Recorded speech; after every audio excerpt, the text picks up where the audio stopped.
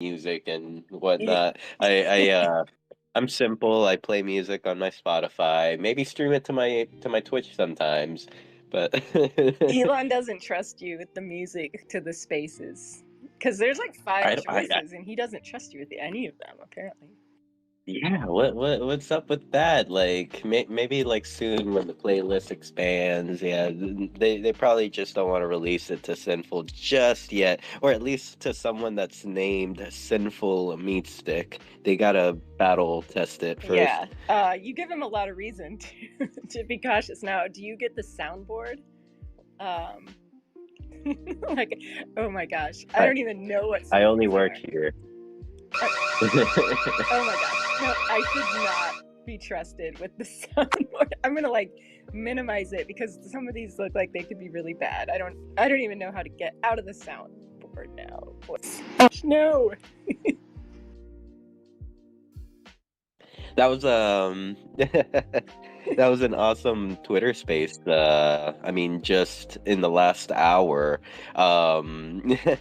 So I've been noticing that I've been a little bit out of the loop. Because like I've been seeing like Scott be giving like everyone petties, and I was just like sitting here thinking like, did Scott take a different like emote and use it for his bidding? Like, you know, like how we like to like just mess around with other stuff and make it be.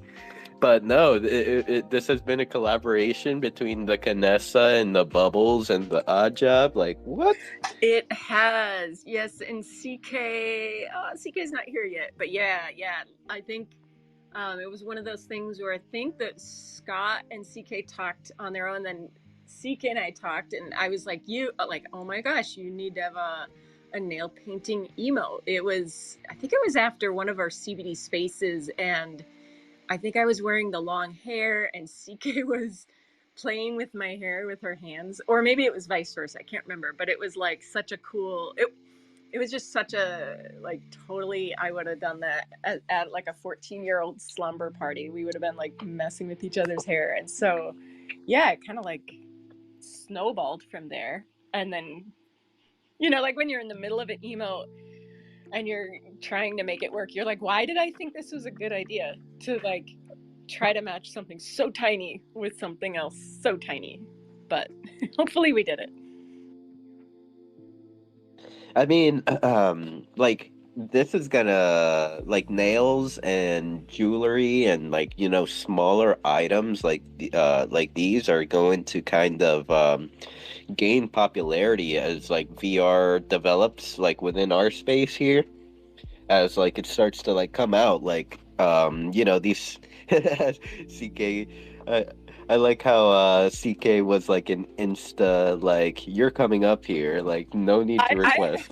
I requested him. I was like, Canessa invited me, but I would have jumped up anyways if you guys kept talking about it long enough. I was like, yeah, I'll let them have their moment.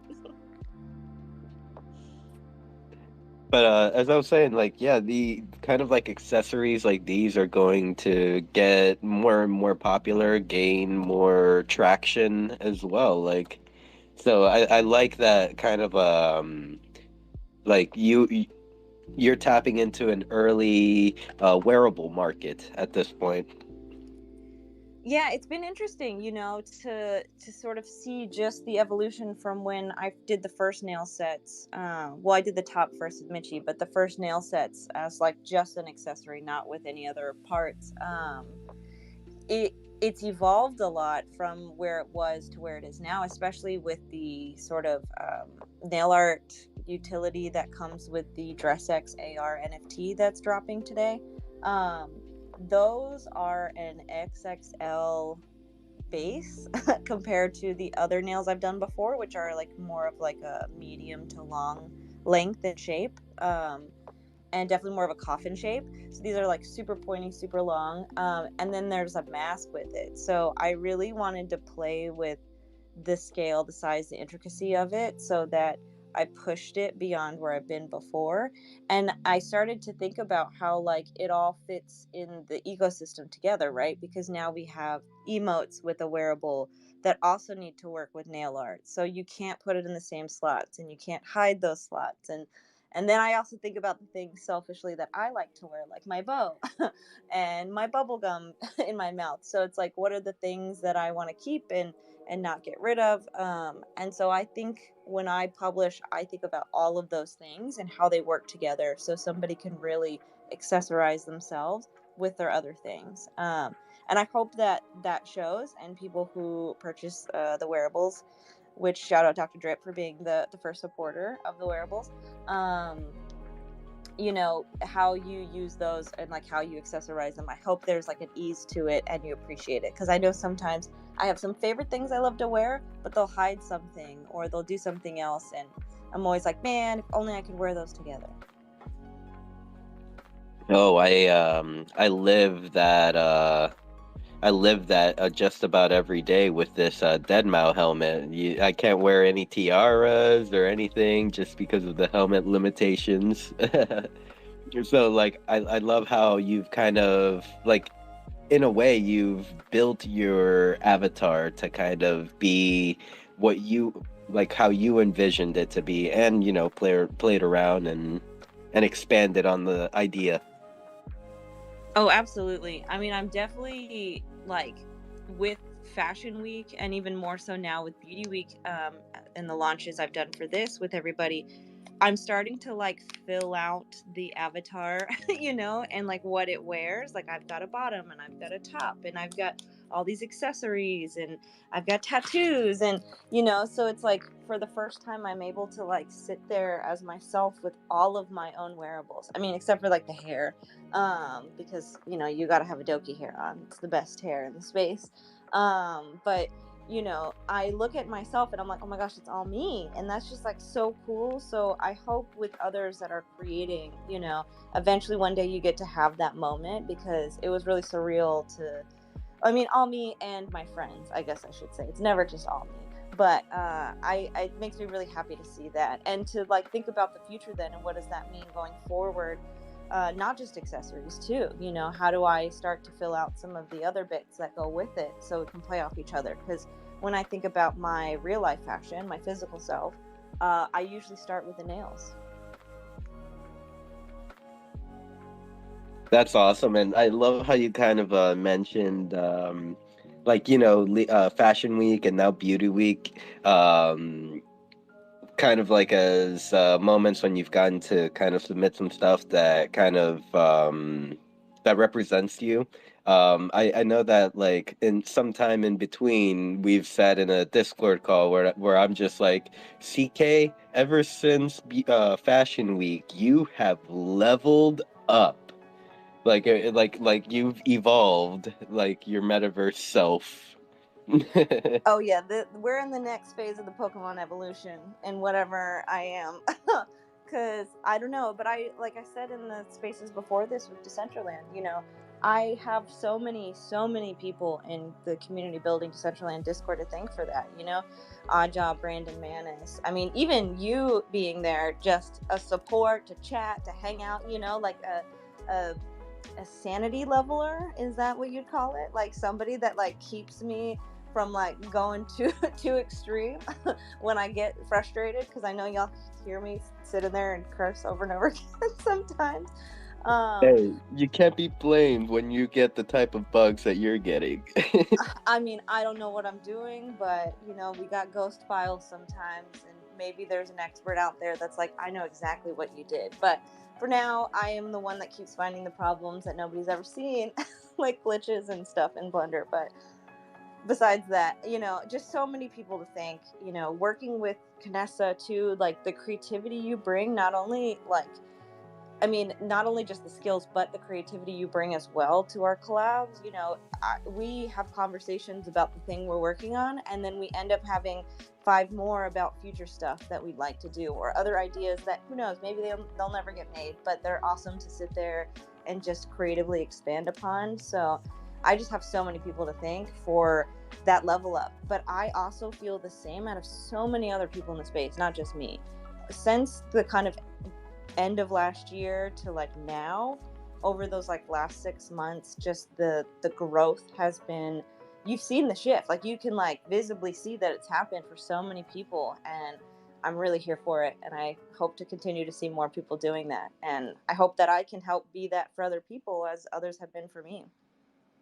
Yeah, I mean, speaking as someone that came in here like around October of 2021, like for a long, what feels like a long period for me, um, kind of like being able to express yourself through like your art, your making wearables and submitting them, like that was kind of like a harder feat to do, like back early on for me, like at the time, I think the mana or the submission fee used to be like 500 mana, with like mana being over $1, and that's just me being good. Like I think when I published my Mew Bubble, mana had been like around $3 or so.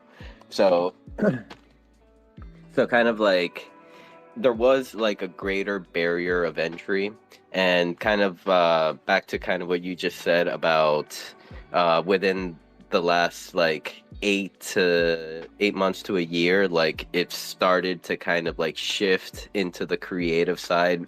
More people are able to express themselves through their wearables, as well as kind of, yeah, start their own business, see, and even try something new through creating a wearable, and being able to submit it. I have to say, like, what would you say, or I have to ask you, what would you say would be kind of the driving factors behind this? Would you say it's like the development behind the scenes through the foundation, or would you say kind of it's been these community efforts of like changing fees and trying to adjust to something that's reasonable?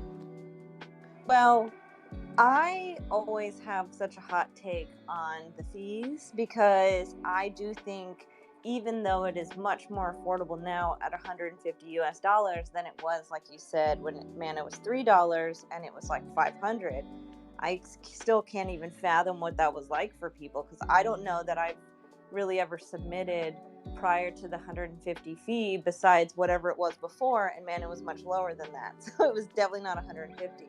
But that 150 US dollars across the globe is not the same for everybody. That is a lot of money. Well, pretty much anywhere, but that's a lot of money, even more so somewhere else. And that is just a huge barrier for people. So I always am trying to speak upon and advocate for lowering that. I think I don't know if it's still possible to try and go through the DAO to do that, unless it's been like locked in governance for whatever reason. I need to do more research around that, but that's something we could consider. I've also seen, different groups, whether they're centralized or not, do kind of grants for covering submission fees. There's also groups in the community like Face Fashion House did with me, where they gave me a grant, they covered my fee, I got to work with a curator before I ever knew how to use Blender or do anything really but have an idea. And so I think the more we try to do this for people, the more we can get more people creating and more people in places like this that we find ourselves. Because I keep saying to people, it's amazing that I am one of few who are doing anything nail art related in the space, but I don't want to be the only one forever. It's awesome because a lot of the highlight and shine gets on me because no one else is doing that. But I want to see more people doing it in the space. I want to see Mana Daiquiri coming out with more stuff related to nail art, since we've collabed on that. And now I want to see Canessa coming out with nail art stuff. I don't gatekeep this. I appreciate when people like come to me and say, hey, I kind of want to do so, like, do your thing. Like, as long as you are not copying my stuff or directly competing with a theme that I'm creating that about, because that would seem too strategic. But do whatever you want with nail art. We need more of it in the space, just like the rest of the world is. There's not only one nail artist out there. And I just want to see more of it and how it evolves, because the more there are more people in the space doing it, the better the art form will get, and then also the more visibility it will get, and more people will hopefully find their place in it. That's all we want.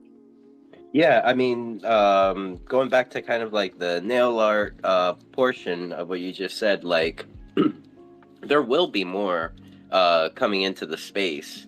There is no doubt about that one. But like the thing that I see that puts you ahead of the rest are kind of like these crazy designs, you know, that you've kind of brought from real life into the digital world.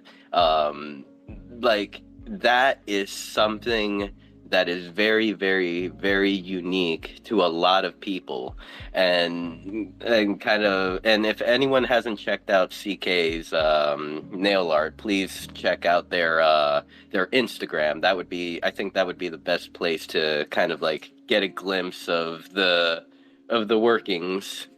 But yeah, you've been someone that has done this, that has been doing this in a like in a hyper creative way, because before, like, you know, everyone, I want nails, they'll make me maybe put some nail polish and a heart on it or whatever it may be. But like you came through and just like blew the door off its hinges and like, no, this is what we're doing.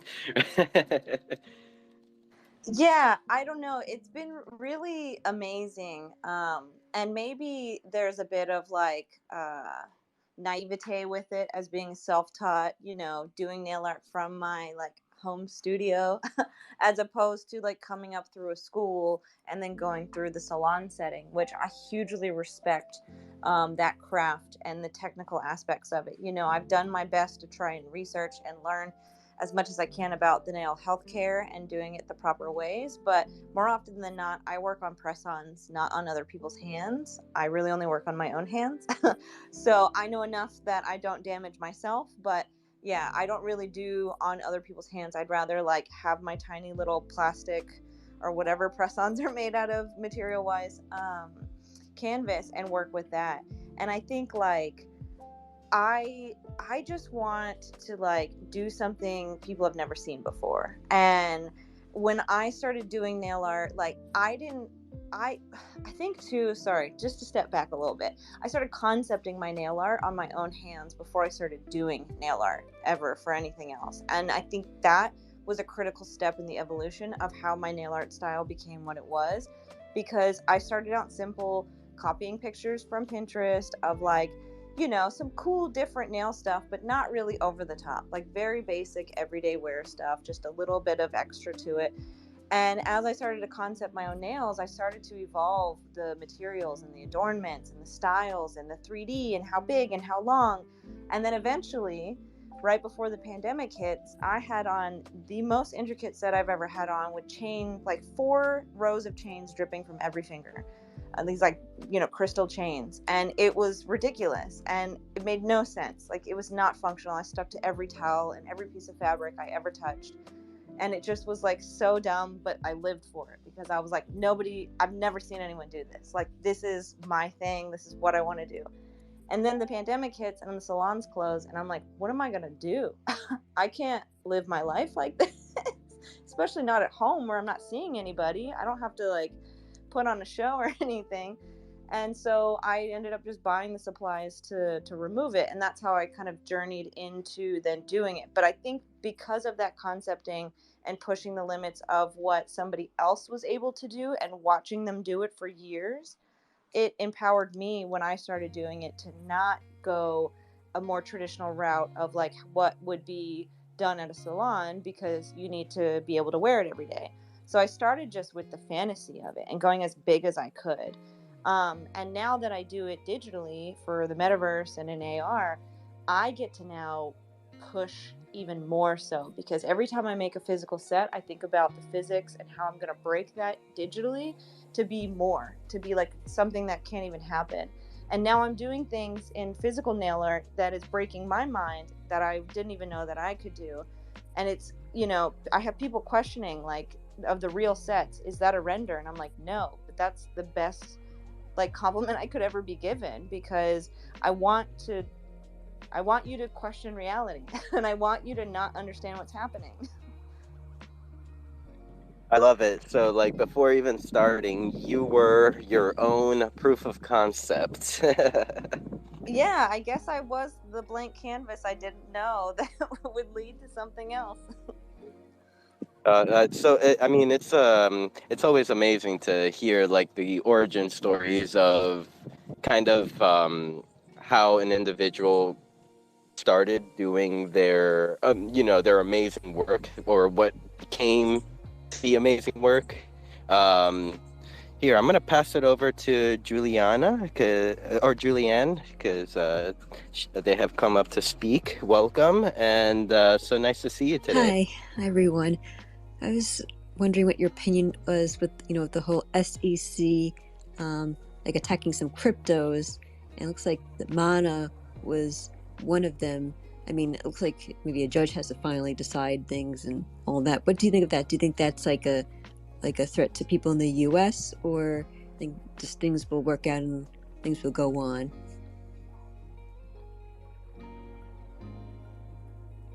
I usually say business as usual, but because I mean we're always getting something like this happening. I think that things are finally going like legally, like they're moving forward, and yeah, I guess it's up to us to kind of I don't want to say hope, but like it's up to the humans to try to legislate a good future for like where like everyone can not benefit, but can have a good outcome, or a decent outcome, a mutual outcome. Yeah, because I was like sad to see it, and I see Mana. I was like, no, don't go after Decentraland. But I don't know, maybe things will work out anyway, because it sounds like, I don't know, seems like it's not so black and white, And I think that, just if you're looking at coins across the board and coins that the SEC has like looked at and kind of scrutinized, I mean, Mana is its own beast. Like, it is used for VP in the DAO, it's used for transactions, it's used to publish, wearables, emotes, names. There's probably more that I'm not thinking of. So regardless of what's going to happen with the SEC, breaking it apart, looking at it, is it a security, is it not? Like, we're going to be here building the whole time. And so, I mean, I don't know, these things, I think it's different than when the SEC looks at ADA or looks at, XRP. Not that the outcome is going to be different, but I just think that like we're still going to be here building regardless of that outcome. And then whatever we have at the end of it is, I don't know, it could be like Sin said, it could be really good. Ultimately, like, crypto is going to have growing pains. That is never going to stop, I think. I mean, we're talking about disrupting disrupting technology on a scale that we've never seen as humans, disrupting how we engage in commerce. And so, of course, there's going to be, roadblocks. I think that the status quo, the powers that be, are gonna, they're gonna try to stop crypto every chance they get. So I think that, like, really we have to just kind of buckle in. I think the fact that we're being sued is a good thing, right? Uncle Sam's gonna get his tax money regardless. We knew regulation was coming. I just hope those that are advocating, and that we ourselves try to fight in that advocation, so we don't get royally screwed in it.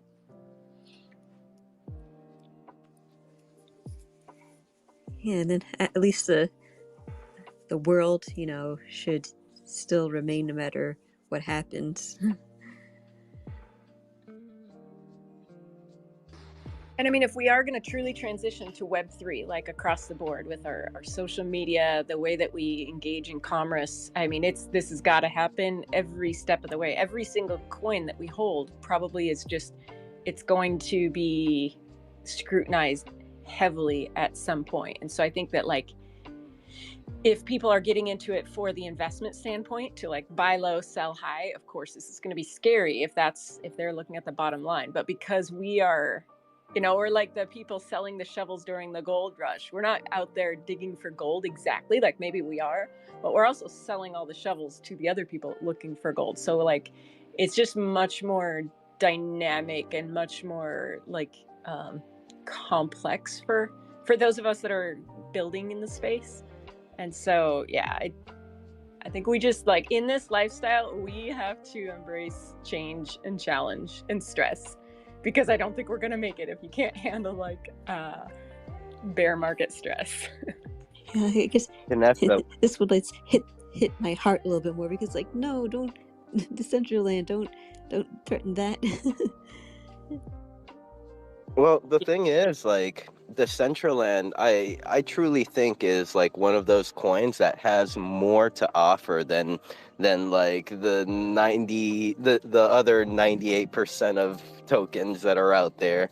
I mean, we have a usable platform, we have a robust marketplace. We can, as Canessa just mentioned, we could, our mana counts as voting power within the Decentraland DAO. Um, there's uses for mana, and like, and then like, let's compare it to like something else. I'm kind of like picking my token here, because like there are many tokens that are saying they're doing a lot of amazing things, but like we don't really see anything. I don't know. We actually have something that's tangible, not tangible. But does that also mean then that Sandbox and Decentraland are the two best metaverse platforms, or biggest? Is that what it's saying too? Yeah. Wow. Oh, CK, that's a good question, because I don't even think Ape Yeah, I was thinking of was that. in that list. Like the ape coin, I didn't see that on the list. We also didn't see ETH, which was extremely weird. I think there might be some, like, I don't know, backroom talks over this one. Like, it's like, okay, if you don't add ETH to this list, we'll give you a puppy. Wonder what kind of puppy that So is. Canessa, would you say that we are the ones selling the shovels, or would you say that we're at this current moment developing the shovel? Oh my gosh, I think developing the shovel. Like I'm a big fan of the gold rush, and like by the time in the gold rush, by the time that the first boat of gold came back to Seattle, all the claims that ever made any money were already staked. So that means like 30,000 people that came looking for gold never got rich. And so I feel like, are we the ones, like I think we are the ones that are staking the claim right now? I mean, you've got people that are, building their brands, making wearables, hopefully making emotes, making games, making experiences. And so I think, yeah, like it is not even mentioning the DJs that are like, I mean, they're everywhere. And I see Meta DJ down here. I think we are absolutely making the shovels, and we're making the ones that like we don't even know what we're making. Like, really, what is Decentraland going to look like in 5 years? Because I never would have thought that we'd be here today 4 years ago. I like I said this morning, movement is an NFT. Like, emotes are an NFT. Like, that just blows my mind. Or names are an NFT. But yeah, Meta DJ, good morning. How are you? Hey everyone, can you hear me? Yep. Yes. All right, good. I'm in a remote setup. I'm heading down to vacation, but I just can't resist. All my favorite people are here, and this is a really good conversation. So I had to chime in. I'm in alignment with everything you guys have touched on regarding regulation. Canessa, you made such a good point that regardless we're building, and I think what's really critical is for us, we're building an immersive virtual experience in the digital realm. So, of course, we need mana to be successful and regulated in a fair way. That being said, if for whatever reason it turned into the worst case scenario, our digital presence still exists. The worlds, the experiences, everything we do still exists. I mean, take out mana as a crypto and it almost could be treated as its own in-game currency that's used for all the functions. So if we can't no longer use crypto anymore, of course that hinders the nature of our decentralized community. But I think most of what we do, and maybe just the way we present it, if we just pivoted, we'd still be fine. So first of all, I don't think that's going to happen. It's just going to be a matter of regulation, bumps and bruises. It's just like FTX. It's just like everything before. You take the gut punch, everyone panics, the committed ones, the passionate ones stick around, and then we figure it out. So I think it's so important because compared to other places in the ecosystem, we truly have something that can stand on its own legs. And Blender doesn't require crypto. I don't recall that. The DJs don't require crypto. I mean, we like crypto. I think we like crypto, but we don't require it to be able to achieve what we're trying to do here, right? Obviously, Web3 technology is a beautiful tool that's going to enable us to do things we could have never imagined and truly give us a sense of ownership, a stake in all of this, right? But however it deviates, I still feel to the core we're going to be all right. And the last item I was going to touch on was you had mentioned earlier, CK, about a shift, and I absolutely align with you. I mean, I've experienced. I'm sure you guys have even noticed just from my presence. I'm personally experiencing the shift, especially in the past couple of weeks. But even on a large scale sentiment level, I'm seeing the shift. For instance, I was on a mainstream Web3 space yesterday, and historically in the past, if I ever tried to talk about my experience at Decentraland, it was laughter mostly, or just next topic. But for once, I was having an audience that was viewing me as a leader and really curious in what we're doing, because while all this turmoil is taking place, whether it's regulation, whether it's rug pulls, you name it, we have a good backbone that we could be yeah, DAOs, all these different functionalities you're looking at crypto, it already exists. And we have a very strong community doing it. So we got some mainstream people going, you know what? We got to see what this metaverse is about. And to me, it's not just now a shift amongst us and our peers, but we're starting to see a shift. And heck, we may, through all of this chaos, the trials and tribulations, start to see some true adoption taking. Excited, great topic, happy to be here. I loved everything that you said, Meta DJ, and yeah, I do definitely align with actually all of it. I can't even say a grand majority. Here, 1 second. I gotta let Bella inside. Hello, Bella. Can I speak on something that you said, Meta DJ, that kind of just it hit me, and it's how can I explain it? When I got into Decentraland in March of I bought it in 2018 was the first time I bought Mana. It was the first altcoin, and I was trying to find, I had Bitcoin, and I decided, okay, I'm gonna do this crypto thing, and so I bought Mana, bought land, heavily invested for a teacher to be able to invest money into this world in 2019, a world that had been proven. It could have gone to zero. It could have failed horribly. Nobody was building wearables or emotes. There was no proof that this was going to work. But I bought it. I bought this is not financial advice. Probably never should have bought what I bought. But anyway, to watch watch Mana slip on CoinMarketCap, it was I think number 70 on coins, maybe around 60. So what happened after that was to watch Mana slip from 60 to 70 on CoinMarketCap to 80 to 85 to 90 to 95. And I can't explain what it felt like to watch Mana slip off of that first page of CoinMarketCap like to go down and down and down, and there's no proof, no use case. And I bought Decentraland. I can't even walk in it because that would have been fall of 2019. Like that's why I'm sure sometimes I come off as like toxic positivity or like totally wag me on Decentraland, but it's because I've already seen it scare the shit out of me, because I figured my stupid investment that I shouldn't have done was going to zero, and it didn't. It just went to page 2 for a while, hung out, and people were building the whole time. And then when the pendulum switched back, then I got to watch it go to, I don't know what it made it to, like 30 in coin market cap.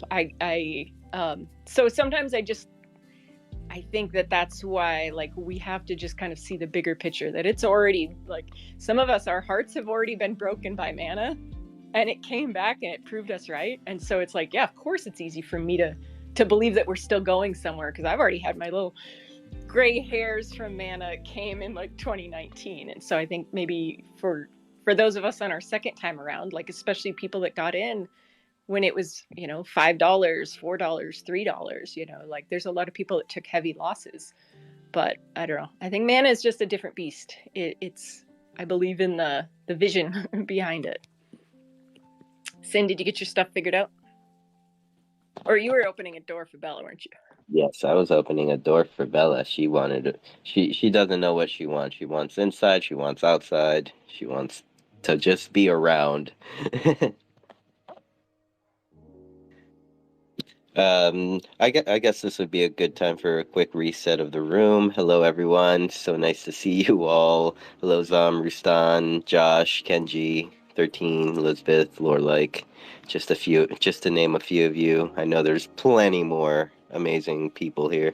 Make sure to like and retweet the room. Let's let everyone in our community know that we're on and we talking about shit. Like, retweet, maybe even comment. Like, if you have any questions, just drop them in the comments, or even request to come up to speak if you'd like. You're more than welcome to. And if you're new, have any questions about Decentraland, just hit that request button and we'll answer them for you. Scott, take it away. Hey, thank you, Sinful. Hi, Kanessa, and Meta DJ, Julianne. I wanted to talk about the SEC filing, and I share your attitude, Sinful, that this is ultimately a good thing. There's no such thing as bad press, right?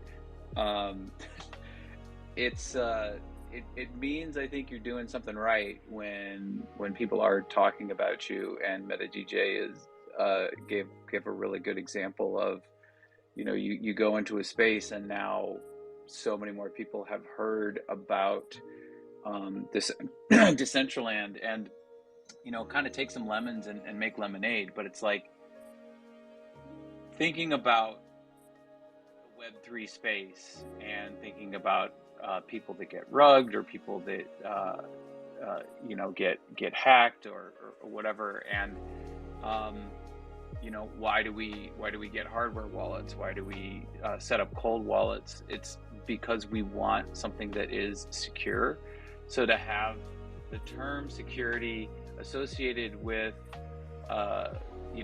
with the cryptocurrency token that Decentraland is founded on is ultimately a good thing. Where it's a little scary is what that the government intervention, the government regulation comes into play. That means that they're going to have a say so or whatever. They get in and be able to start monkey under the hood. One thing I pointed out in I think it was just in a post on the general chat in the CBD Discord, and that is how oh my gosh, I'm not gonna remember his name now. He's the CEO of OpenAI, and how he went to testify before Congress, And this was like 6 months after ChatGPT came onto the scene. And contrast that with all the social media CEOs, Zuckerberg and his cohort that ended up going to testify before Congress. And that was like 15 years really after they had come onto the scene. So, just contrast the timeline, also contrast the method and how the OpenAI CEO went about it, and basically playing offense instead of playing defense. And one company that I think is doing a pretty good job of that is Coinbase. So whatever, I'm mentioning a lot of things. I'm kind of all over the map here, but just to tie everything together, it's like a security is, it's a note, or it's a symbol, a stock, something that is a bond where it symbolizes value, right? And the Coinbase advertising that they've at least had on Twitter that I've been exposed to, I'm sure I'm in their target market. I've been a client of, I've used Coinbase for, oh my gosh, over 10 years now, 11, 12 years, something like that. It's that they point out that the laws that they're using to charge Coinbase in court were drafted in 1946, or they were ratified into law in 1946. It's almost 100 years old, right? I mean, it's 80 something years old. And where I share your optimism, Sinful, is that going forward and just being on the offensive and pointing out the inconsistencies. It's like the whole reason why a system was set up the way it was for the SEC at that time was to ensure that things were secure. So you required government intervention. Some of the beauty, and there's a lot of people that are in this space that understand inherently, what the benefits of a Web3, decentralized, immutable, ledger have, what value that has, and how it's a certain amount of obsolescence for the government structures that are trying to then to regulate. So what I see Coinbase in doing is drawing into sharp relief that contrast, that there are things that are out of date. Here, let us come in and educate you. It's not something that needs to be so terrible, right? I mean, I posted, I think I shared this with Lastrom just yesterday. If you look at the number of pulls, request pulls, and then stars that developers on GitHub give open source projects, on there are things like Bitcoin and Ethereum. There are some other open source coding projects, but also on there is Stable Diffusion. And Stable Diffusion reached, the mark of like 200,000 stars on GitHub. These are just people that pull the code, maybe just make a copy of it, fork it, or whatever. But then they love it so much that they give it a high rating, right? These are people that have the technical know-how and the intricate knowledge of how these things work, and they're the ones that are rating it as, super positively. So it's like, once you have an educated populace, or once you have an educated, once people know what they're talking about, then they fear it less. So that's kind of what I'm getting at is that I think ultimately this will be a good thing. I think that when you share the data, the information, the facts, basically the math about it, it's it's like that makes things a hell of a lot easier. If we were to incorporate this in other areas, and then they start to, once they have that grasp of the knowledge, then they start to what I call, obtain ownership of that idea. They start seeing ways that they can implement it in their own lives. So we haven't reached that point, but I think it's a potential, tipping point, inflection point, whatever you want to put a term on it. But I see it as ultimately a positive, and we can bring people around to, yeah, there's so much potential good in this. We don't need to fear it. And that's what I think this case brings as an opportunity, as a possibility for not just Decentraland, but the entire Web3 space. It's almost like they're legitimizing us. And yeah, you did bring up like some very like important things to kind of think about, like the update of the regulations of like what of the framework basically is definitely like due. I'll pass it over to Meta DJ. I think he may have had something to say or add to for what you were just speaking on, and then Zesty Beam after.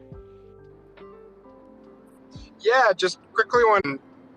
Scott, odd job. AJ, so many different names that we all have amongst the space. You made a lot of great points, and your wisdom too, like being in the space so long, like you literally were interacting with Coinbase like since its infancy. So that's really cool. Shout out to CJ, by the way. I saw CJ pop into the DJ. For me, Scott touched on like government intervention and a way that I phrased it yesterday when I was on that Twitter space was I was describing Decentraland almost like its own digital town. But honestly, now even thinking about it more, like if you think about the US specifically, the United States is a federal government with governing laws, right? But then there's individual states with its own governing laws. And really what I think is going to happen is even if the government is going to have influence like this from a federal perspective, the Decentraland community, the Decentraland DAO, almost operates as its own state with governing laws. So yeah, maybe there's some influence, but we still will be able to steer our ship in many ways. We'll just have to make sure we're in compliance with our host nation. Now, of course, I mean, you got to be cautious. There's limitations to what would be appropriate and fair. But for me, that's kind of how I see this all playing out, is we're going to get regulations at a federal level, which would be applied to pretty much any DAO, any decentralized ecosystem. I truly believe that true, pure, 100% decentralization is going to be very hard to achieve in the era that we live in, at least. But the core components and philosophy about it can be applied, especially when it comes to voting, like a true democratic way of being able to vote for whatever initiative we so desire. So that's what I see, is we're going to get regulation, we're going to have to comply with it, but we're going to still operate as our own metaverse state, if that makes any sense.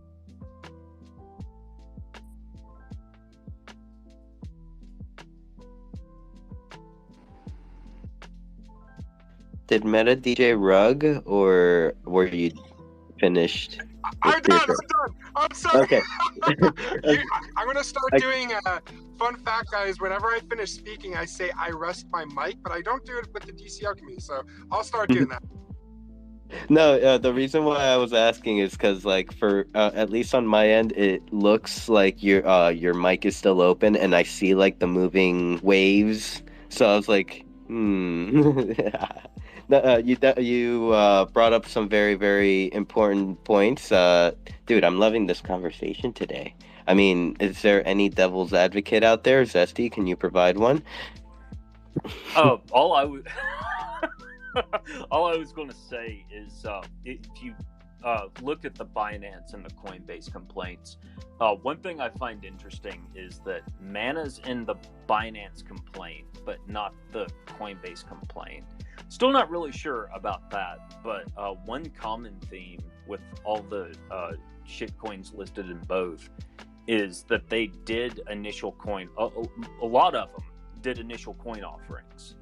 So that's just that obvious bit of like regulatory taunting coming back to bite people.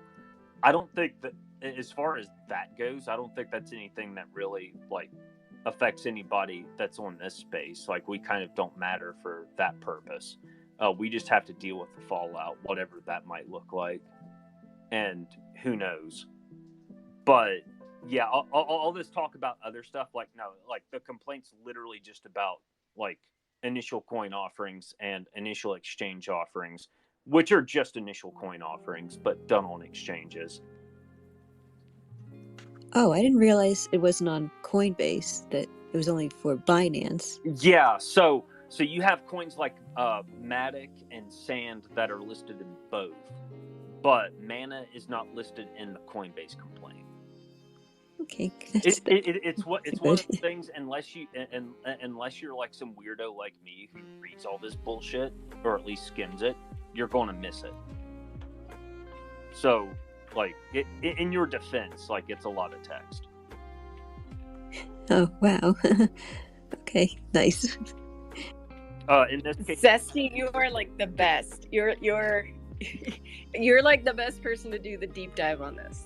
And I'll be honest, I did a lot of Control F. I was like, fuck this. I don't care about Sand. I only really cared about Polygon and Mana, to be honest. Same. But so go ahead. This is all stuff like you can grab the complaints off the SEC website and just Control F with the Binance one. Control F for Decentraland. That's if you try to search for Mana, you're going to get fuzzy string matches for like management and things that are irrelevant.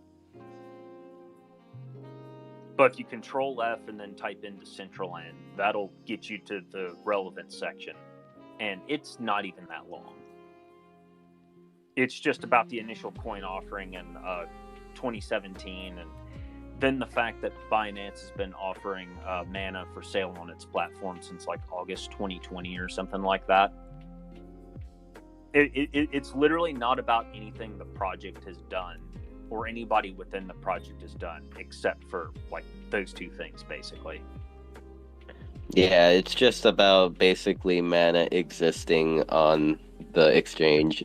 Yeah, and of course there's like a deep dive of like the amount of money raised and all that other happy horse shit that I'm just like, well, okay, I at least I understand why this happened. And I remember even back when initial coin offerings were all the rage, and it seemed like everybody and their dog was doing one. I remember sitting back at the time and being like, this is going to be a problem one day. And it took several years, but here we are. Yeah, there was a period like 2018 or so, like everyone started doing ICOs. And I won't stress, I'm not like a lawyer or anything. I've just made them cry before.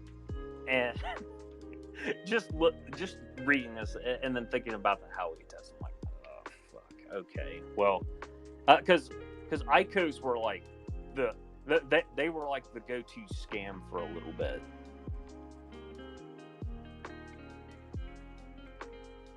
Like, you want to do, you're not good enough for Kickstarter or Indiegogo, and you want to add, but with a blockchain to it, do an initial coin offering.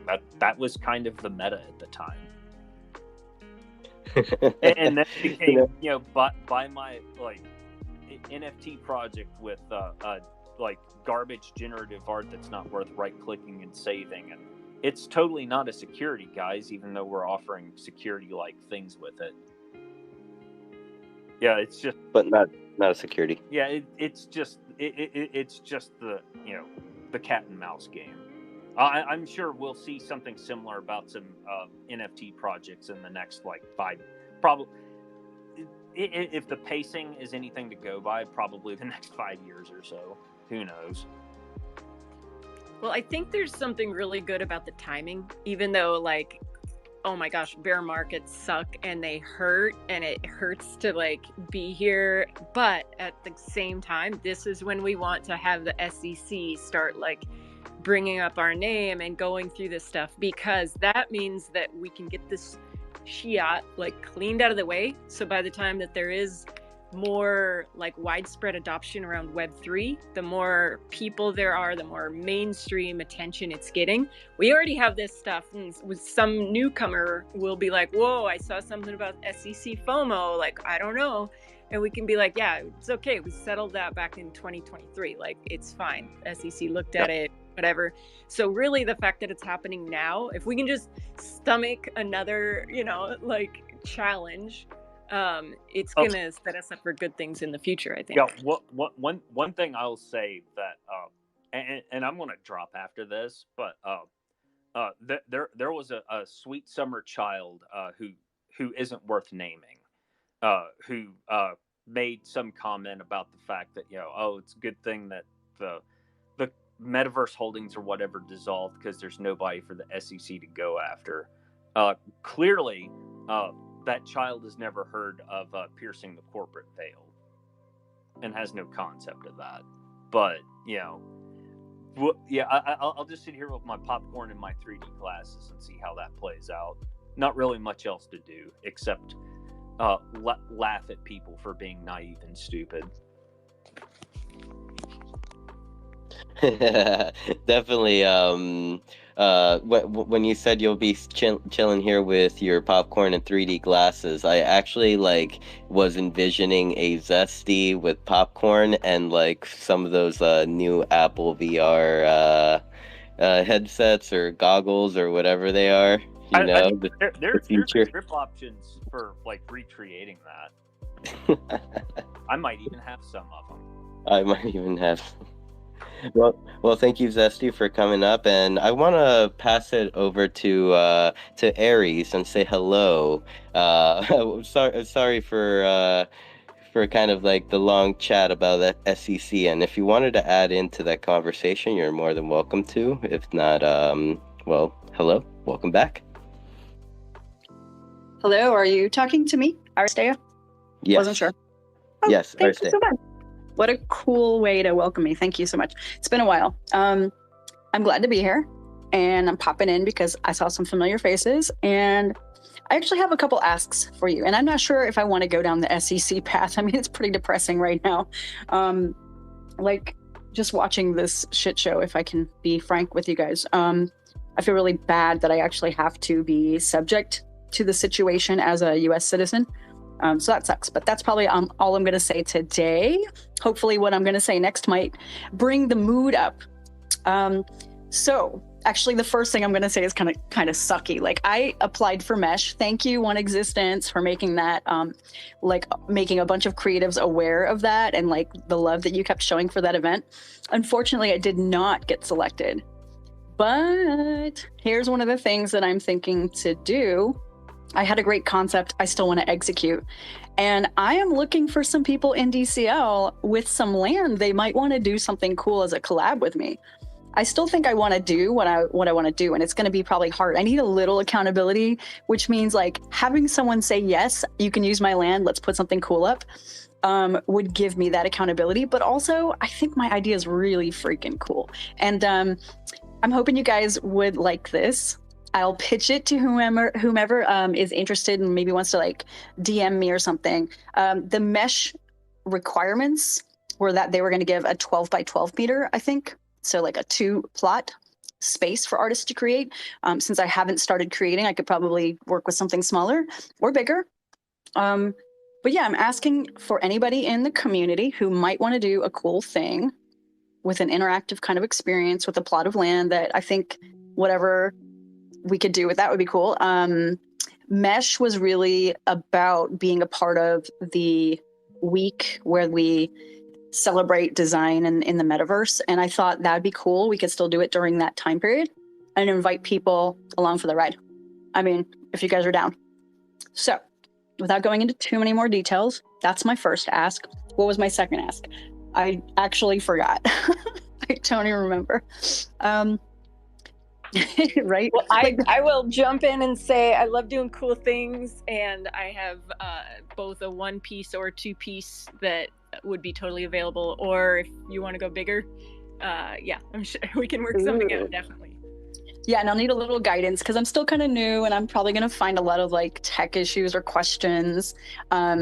and the mesh team was going to help people who are new to it to like navigate the whole situation. So anybody's got a little bit of experience, I might want to pull on that. Hey, and since now it's like kind of my whole thing and I don't have to be beholden to the mesh experience, we could collab in a way that that's bigger. So I was thinking anybody in the space that maybe wants to like showcase something like maybe flat art or film or something like that. I have room for that in my concept to create an experience where people could come in and experience multimedia objects, interactions with objects, things like that. So just my thoughts.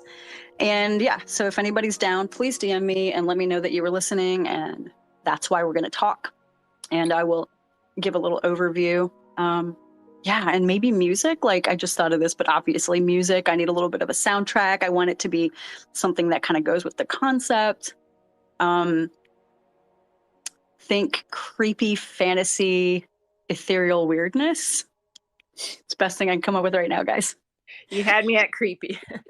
So just putting it out there to you and anybody else, like in the community building Decentraland Discord, we have a couple different channels. We have one for landowners. And so if anybody is ever looking to, put something in Decentraland, I know we have access to DCL worlds, but sometimes that's just not, it doesn't meet what our vision for the project is.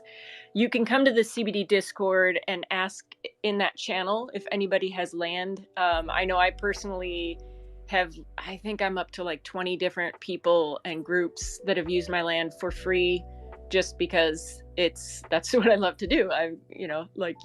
Please come find that channel, ask, and we'll set you up. Recently, I was really excited about Amaro from Lebanon was able to have an art gallery for artists who their art is illegal to represent and to show in their own countries. Wow. So it's been really cool, and I don't have any plans or anything on that land. So yeah, definitely would love to have anybody. Yeah, access to land should not be a barrier. Cool. Yeah, so I'll be looking for collab partners, probably, like I said, music, multimedia, maybe even objects or wearables or some sort of interactive things if you guys are also designers. And then, yeah, why not? Let's make this a really kind of destination event. Sounds cool. And I'm in the Discord and I will check that out. I might forget, just nudge me if you can. I don't remember my second ask, but I do have something on my mind, which is I've been invited again. I probably mentioned this a while ago, but for anybody new, sometime pretty soon, I think early or mid-July, might even be coincidental with the Art and Design Week. I will also be showing my art again. This is another collab with 729 Cubes and Pink Punk. I don't know if anybody knows Pink Punk, but Pink Punk is a wearables designer, and so we're working together on another show, so that'll be fun too. And when I get more details, I'll start spreading that around for you guys. But thanks for listening, and thank you. Guys are so nice to like say hello to me and bring me in, because it's a lonely world I live in right now. So I appreciate you.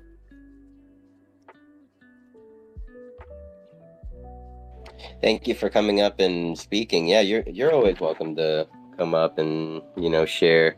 Very exciting. Propositions. I can't wait to see what you put together. I don't, probably like the details aren't like done, but like ideally for you, what would be like the perfect size plot of land?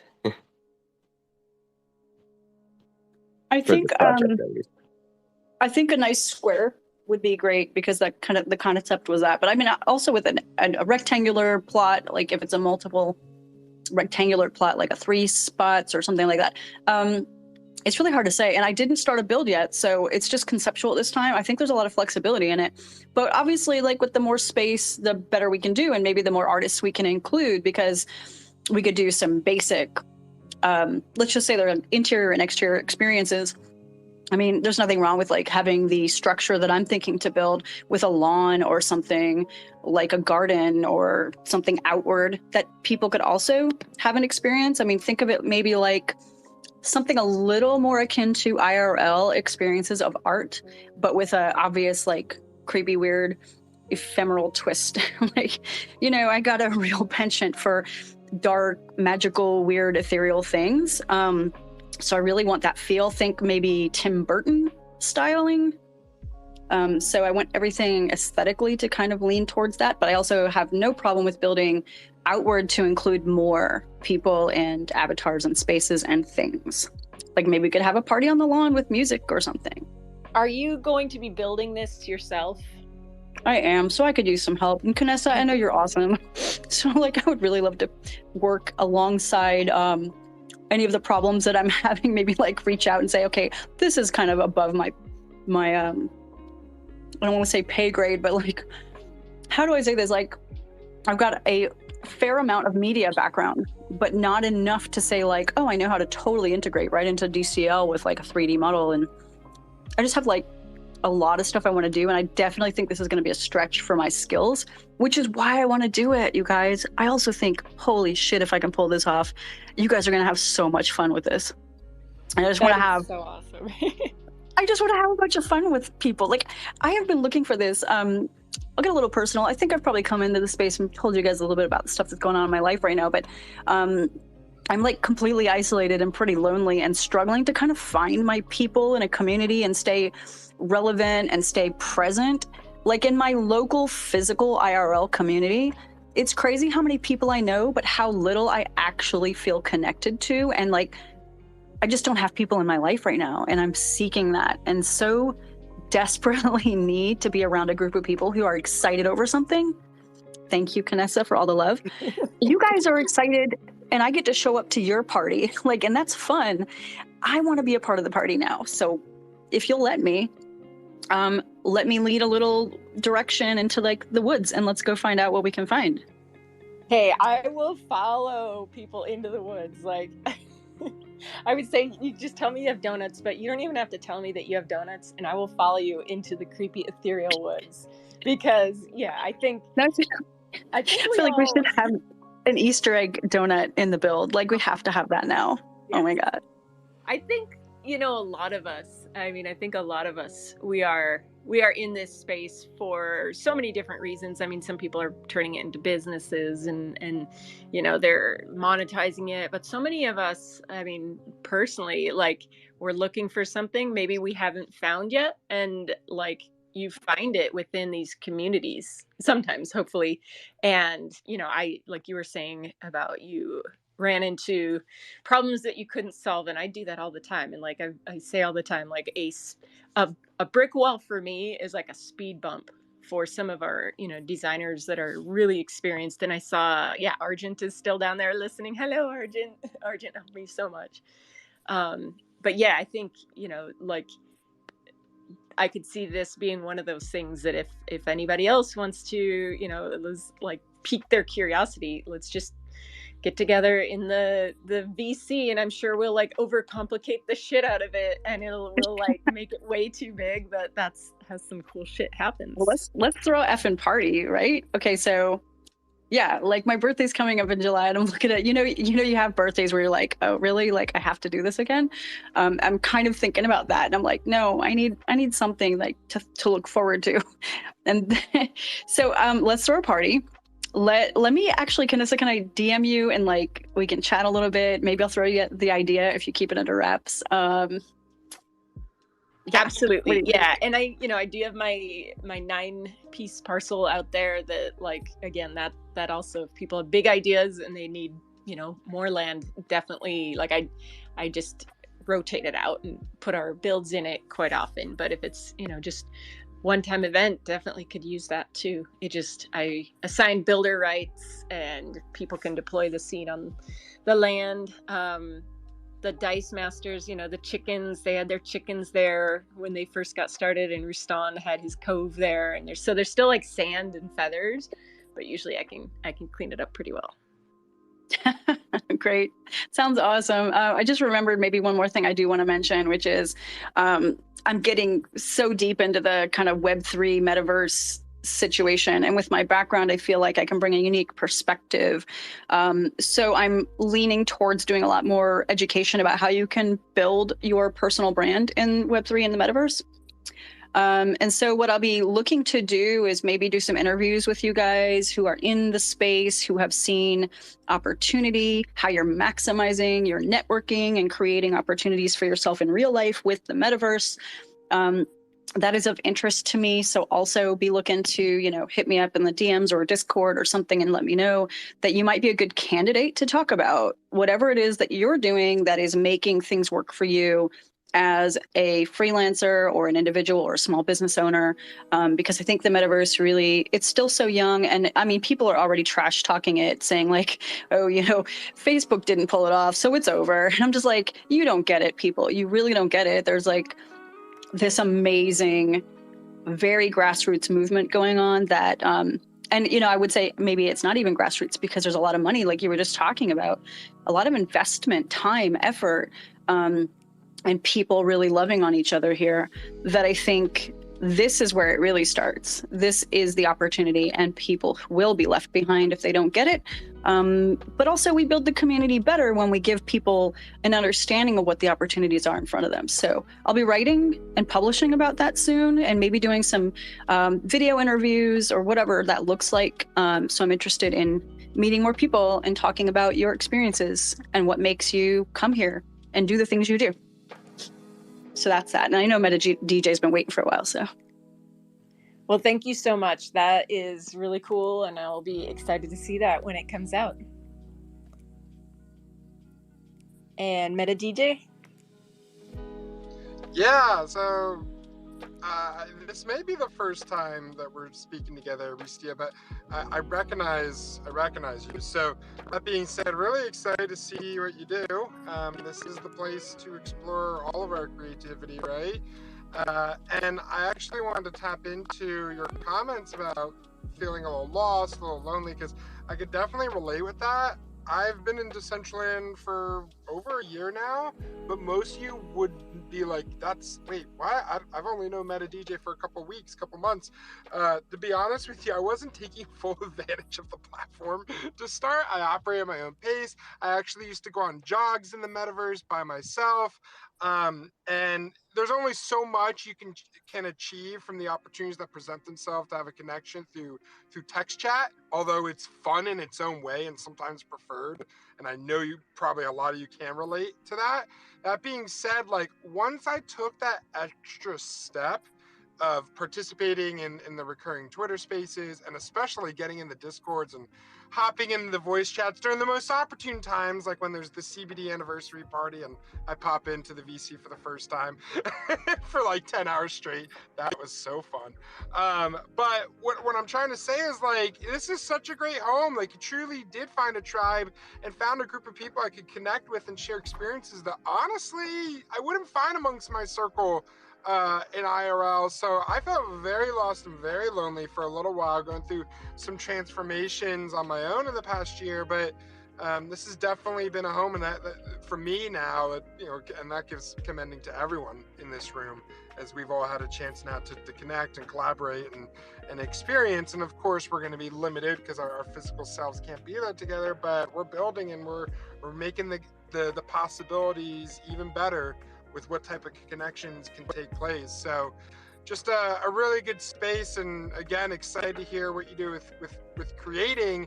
And speaking of which, I actually do want to give a shout out to an individual in this room, ZKL down there. In his bio, it literally says, "Don't mind me, I'm just building." And gotta give a shout out as well to Bubblegum. I don't know if either are listening right now, but ZKL is a builder and blender, very talented Bubblegum, and offered her a designed like bubblegum machine, right? And then she connects him with me, okay? Because I've recently gotten to the point of, I do a weekly DJ performance. We Crypto Minotaur hosts it. It's on a 1x1, but his space is just a gallery. We've been kind of limited from a design perspective. And I'm getting to the point of wanting to pursue a vision to have like a venue that has perfect synergy with the experience I'm trying to create as a performer. So I want to give a shout out to Zeke because we're actually in the process. I'm going to spill some tea here, and he's been sharing public updates literally today. He's building it right now. It's going to be a disco ball. Like the club is a disco ball. And now we're limited because we're only doing out a 1x1 right now. Because I really, as much as we're talking about donating land and letting each other borrow, like we do this weekly. And also, Crypto Minotaur was such a huge part of giving me the opportunity to even get my feet wet in Decentraland and have a home to perform weekly. So I want to stay true to my tribe, and we're going to do it on a 1x1 for now, baby. So with that being said, because we're limited on triangles, it's going to be a semi-disco ball, like semi-circle disco ball. But you know what? There's still going to be vibes. So really excited for just, you were talking about your idea and your vision, and as well as, the social connections, everything. And that's what I'm experiencing right now. I'm starting to find a tribe. With that, we're collaborating, and now my vision's becoming a reality. I'm not a builder in the essence of I can't be on Blender and I can't be great at everything, but being able to have an environment to really immerse everyone with the experiences that I share and the talent that I can offer really excites me. So stay tuned, guys. I honestly just want to throw some flowers, share a little anecdote there. I'm super excited for our semicircle disco club when it's ready, and it may be ready this week, to be honest. So shout out to ZKO again. He's been in the CBD Discord as well, and he's just been astonishing me with his talent. I just wanted to jump in here, Meta DJ, and suggest you attempt to learn some simple SDK, because if you do, you can learn to deploy larger than the 10K tries, as long as you are not over 15 MB.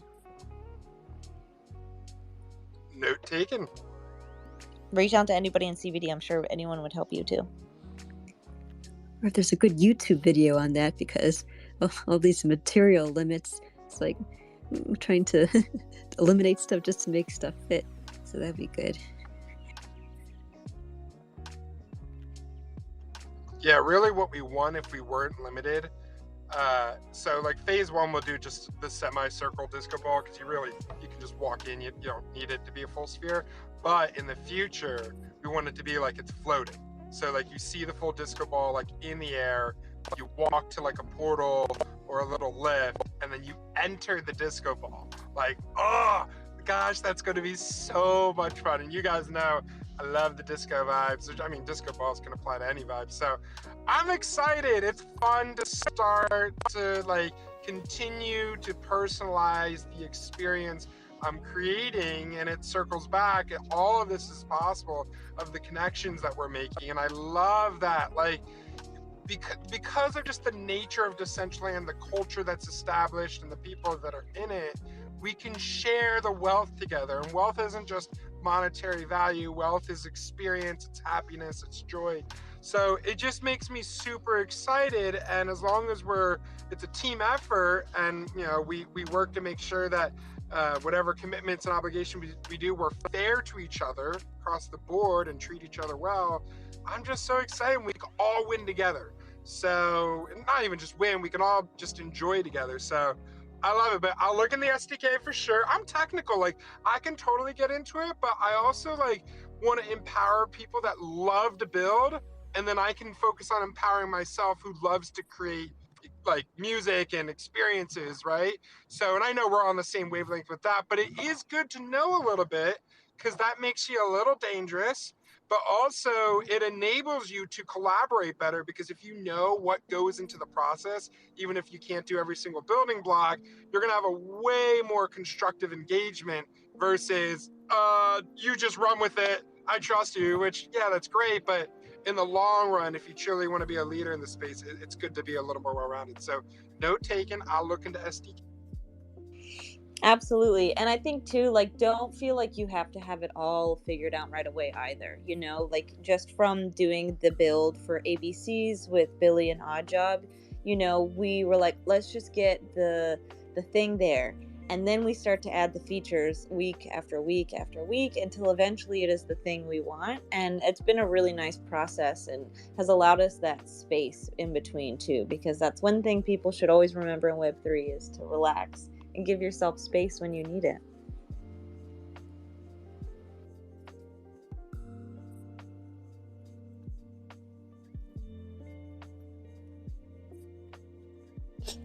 sorry for the awkward silence. This awkward silence was brought to you by the baby dolls. um, Go ahead, Kanessa. I saw your I mic. was literally waiting for you to like say who the awkward silence was sponsored by. Otherwise, I was gonna give a sponsor out. But you did very well. Thank you, thank you. I mean, I'm working on my pitch. I'm working on my native ads. That's how we're gonna monetize in this. I don't know. I'm not monetizing it in any way here, or at least in this aspect. Fuck.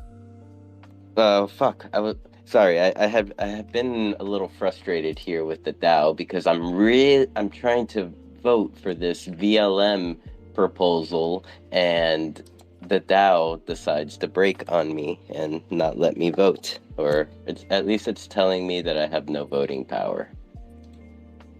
It's like, Oh no. assets are still there. Well, I had to shut my computer down, give it a little break. It's probably better that I do that. I've got a fan on it, but I'm trying to keep it cool.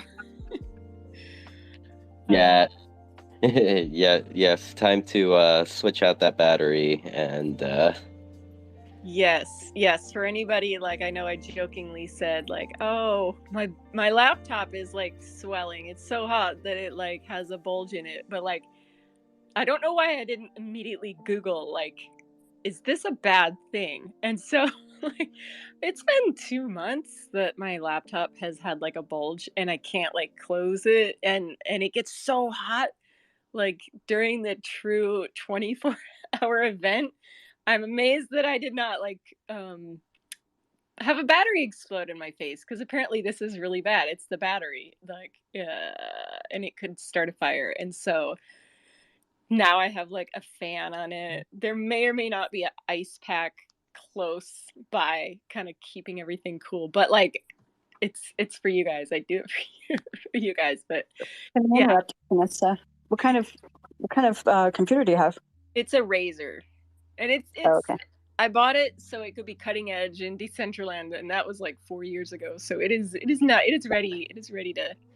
It happens. I was going to mention that if you look up, see if they had any recalls, because I know that my computer did the same thing a few years ago. It was aging, but it was an Apple, and it was like the year where they had bad batteries, and there was a recall, and they did it like replacement for free. So just check that first, but then you could probably buy a replacement easily, and it's not that hard. But I don't know about a Razer to replace it. Like, I don't know how hard that is, but you know, Yeah, I can help out with that. It just seems like one of these life choices that is not. It's not. Do not follow my lead, guys. Just don't do it. Don't do it. Like, it. Yeah, I don't know. I'm like turning it on just quickly to go do something before it gets hot, but I know I'm doing a bad. so I should go computer shopping today. I know. yes, or at least the alternative, the battery switch. I mean, I guess if you go computer shopping today and then get the battery fixed, then you have 2 screens technically for double the productivity. Oh my gosh, yes. And then I have like external monitors. So technically I could have 4 screens up plus my phone. And I know my brain can handle all of that. It definitely doesn't like set off any of my ADD and like obsessive compulsive. And I know I got this. But yeah, I think if they just can. Oh, Zesty's coming up. Okay, Zesty knows. He's like, as I'm saying this, he's like sending me teams. Probably gonna tell me that I'm doing something really dangerous. Hi, Zesty. Yeah, I was gonna. So I've got to ask: is the battery in this thing modular, or is it like built in? Well, I'm afraid it's gonna explode if I pick my laptop up. But this one is the built-in battery. Let me just look really carefully. I'm guessing. So, like, if you hear a pop, you'll know what it is. It's a laptop being ripped open. No, it's inside. There's nothing I could do. Like, my last laptop had an external one that you could like take out, but nope, this one is just it's in. So you can probably find.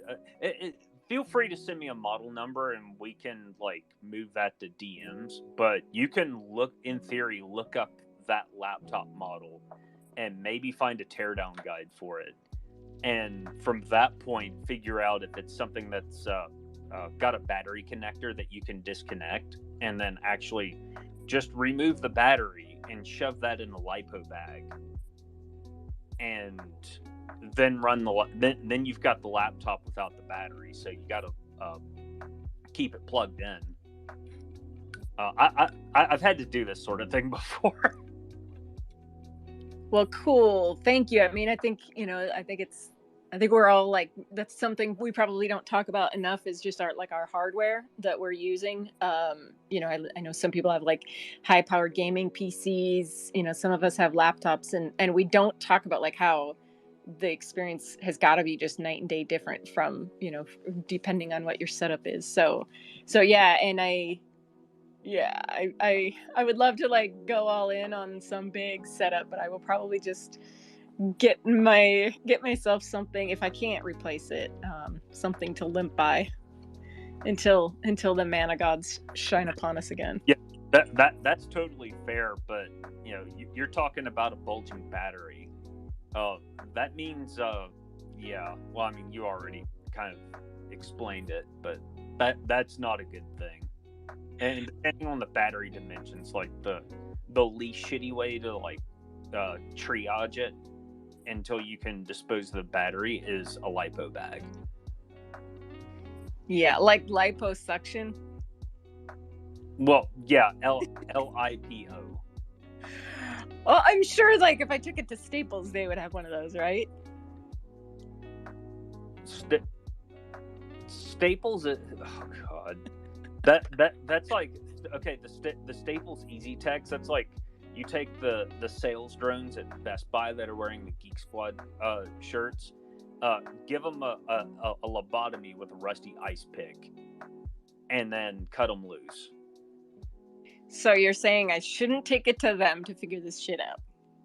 No, because they're just gonna,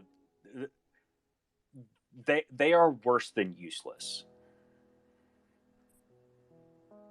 That's good to know. I did buy a laptop last about a year ago, because this one was old, and I didn't buy the electronic warranty because I'm like, well, it's a new computer, like these things usually last a while. It lasted 2 months, and I don't know what it was, but I like spawned outside the dollhouse and I froze up, and then I got the black screen of death. So I think that like, honestly, I think it was like twerking and sparkles. It could have been your death twerk, but like it crashed. And I tried to, like it's a brand new computer. I had the receipt, everything.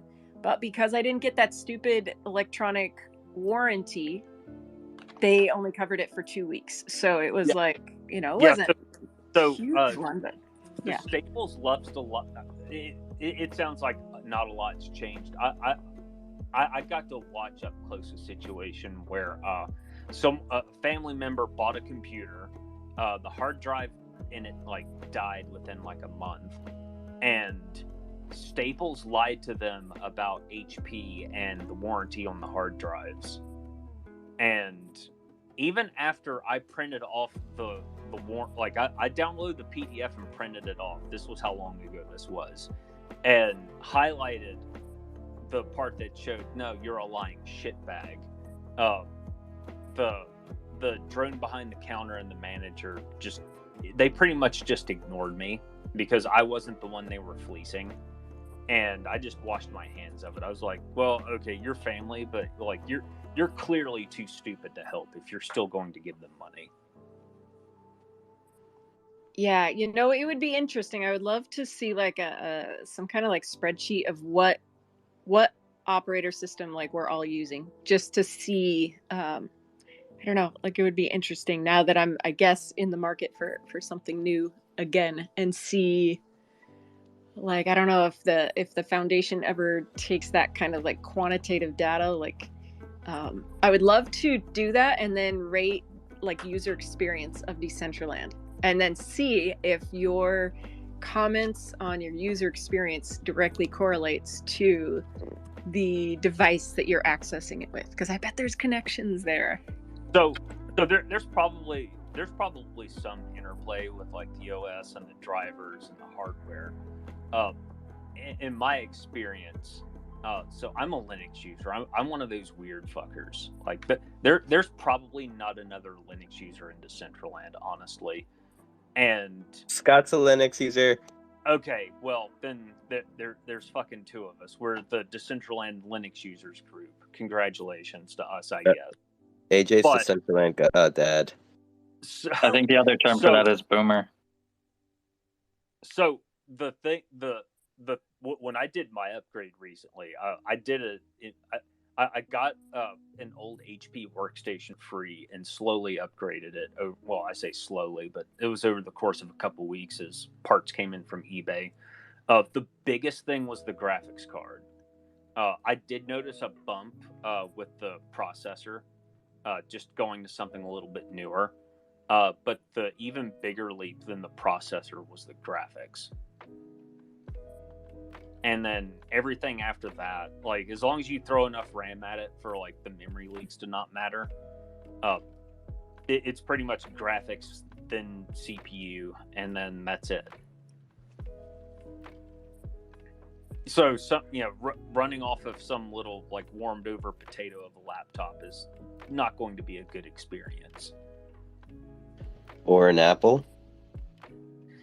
I don't know about the newer ones, but I've got a 2015 MacBook Pro that I fished out of a recycle pile and slapped a Goatsy sticker on, and like over the Apple logo, and yeah, that was about the appropriate response for that computer, because like I hop into Decentraland with it, and the fan goes to max. Like, it's usable on low settings, but that's about it. And even then, like, it's definitely something to use with headphones, just to not have to deal with the fans.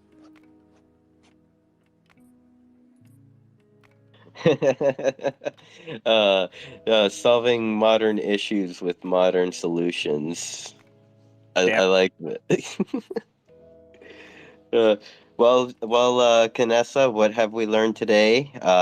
Get that battery out. I guess last question for Zesty on Canessa's behalf here is, will taking that battery out prevent it from getting as hot?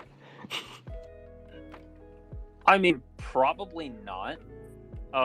You're still gonna have all the heat and shit. You're just removing the battery as a fire hazard. And then, if it's small enough, if she can find a lipo bag that fits the battery, that's like a way to store it until she can figure out like how to get rid of it. Can't I just go bury it in the yard, and it's just like I just dig a big hole, and it's like our great grandchildren's problem then. I've heard the old god. I mean, you could always take it out in the field with some tannerite and let out the magic smoke in style. Oh god, yeah. I don't. How about that one? That's terrible environmental advice. In all seriousness, I'm not sure if Home Depot takes batteries, for those who don't know, and I don't know if they would take a bulging one or not. Best Buy might take it too. It'd be funny if it's like one of those it's for our safety policy.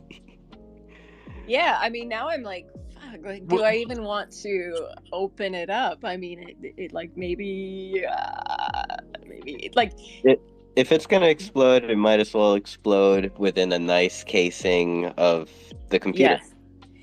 I mean, if it did not explode during that true 24-hour event when we stayed up and our computers were running like multiple screens, Discord was open, we were like emoting our little hearts out, and it was so hot. Like, I don't even want to tell you guys, like I got my ice cubes out and I set my laptop on my ice cubes to cool it off. So I figure, like, if I survive that, I know 13. No, but like, real talk, that's just catalyst for something. So like, this is a not like, well, maybe I can push it a few days. Like, you should probably worry about this like as soon as possible. I'm really worried. Now I'm a concerned citizen. But I mean, until I Googled it, and I don't know why my brain was like, "Yep, this is normal."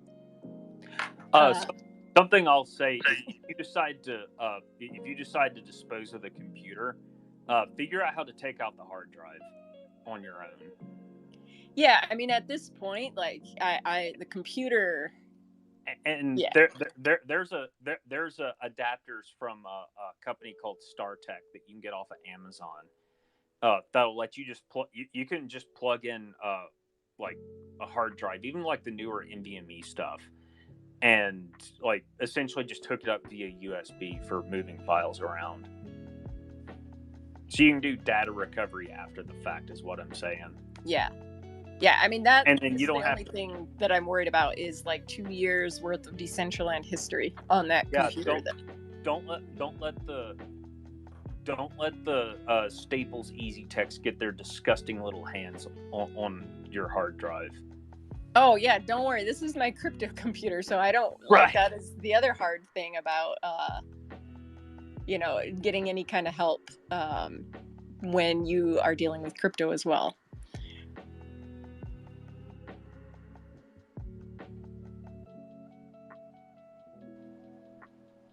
Oh, Zesty, I don't know if you're rugged. It looks like your mic is on. Yeah, I'm still here. Okay. I just didn't really have like much to say.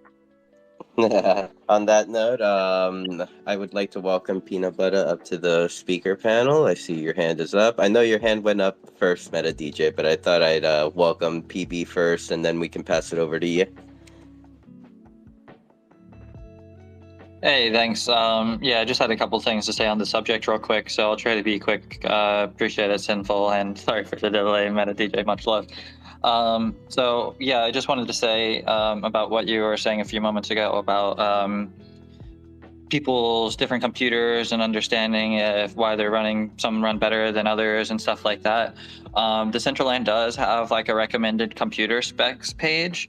I've asked recently if we could look into potentially updating that, because to be honest, some of the information on there doesn't really make that much sense, especially to somebody that doesn't really know that much about computers. There is another website. It's like a third-party website, but I had similar information plugged into. It's called canirunit.com.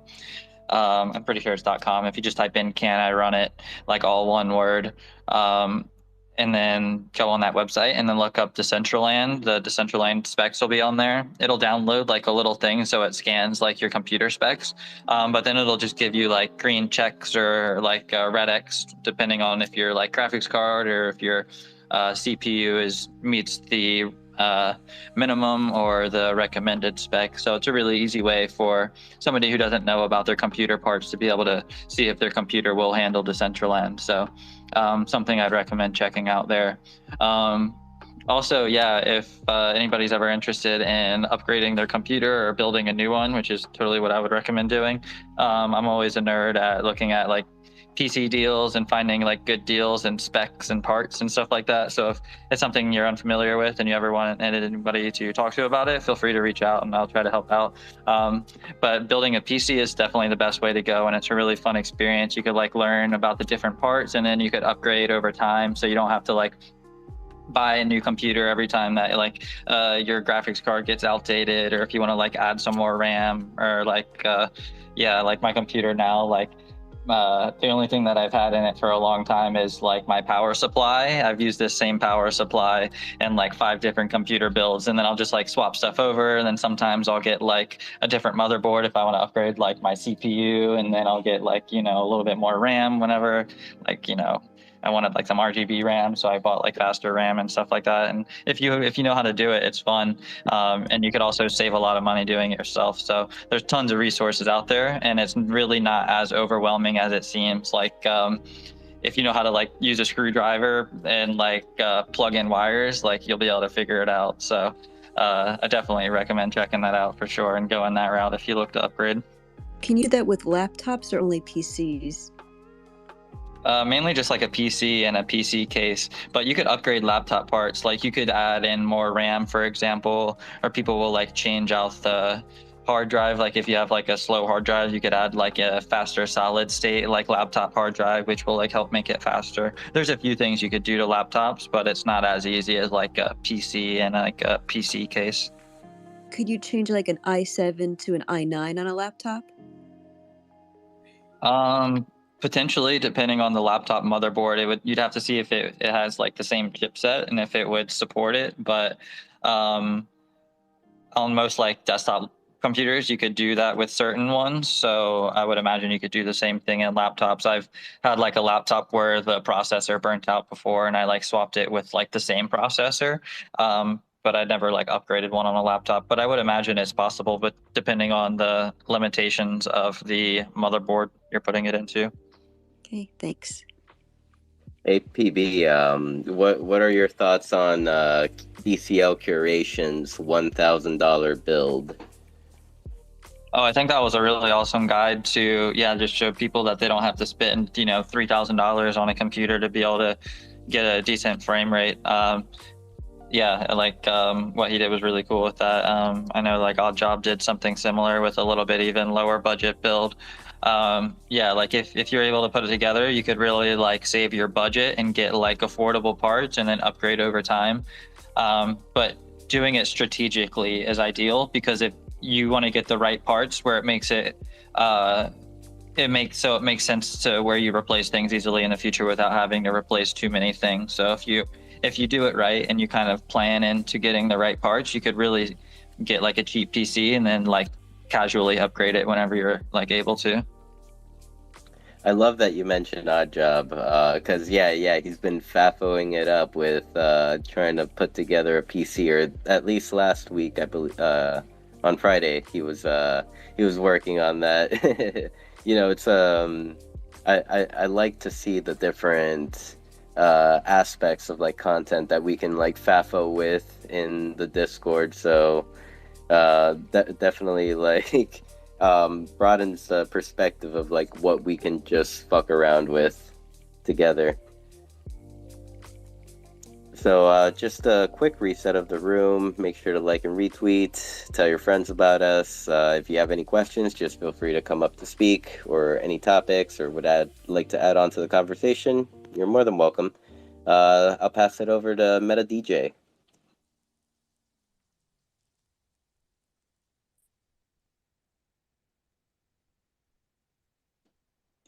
Sorry, just before he gets going, I'm gonna have to drop out, guys. So, sorry. I think my Twitter space has like a lag sometimes. So sorry if you started speaking before I did.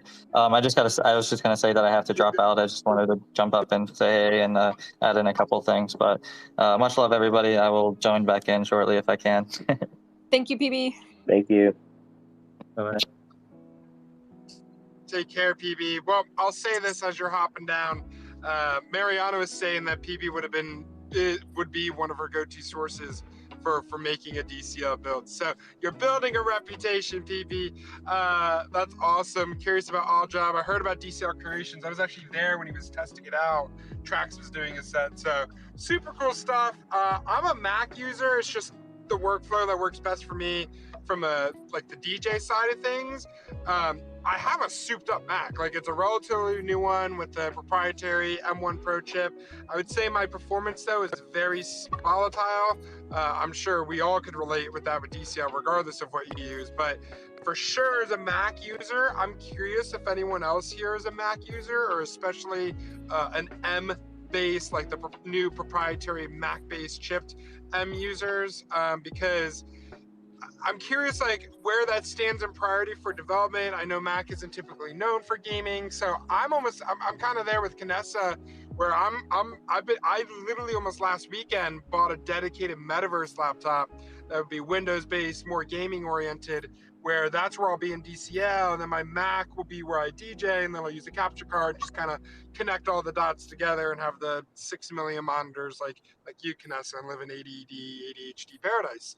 But I'm curious if anyone either aware of it, because Mac, especially if you guys saw a little, everyone was focused on the Vision Pro, but Mac did put a little more of an effort at the most recent developer conference a couple weeks ago, emphasizing they're trying to optimize their OS to be more gaming friendly.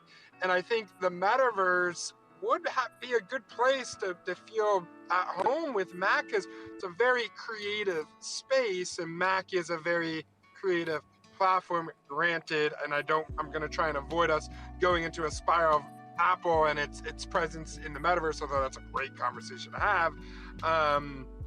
But you would hope it could be optimized there, because there's a lot of creatives that probably have Macs, or I know have Macs, and it'd be unfortunate if their experience is hindered.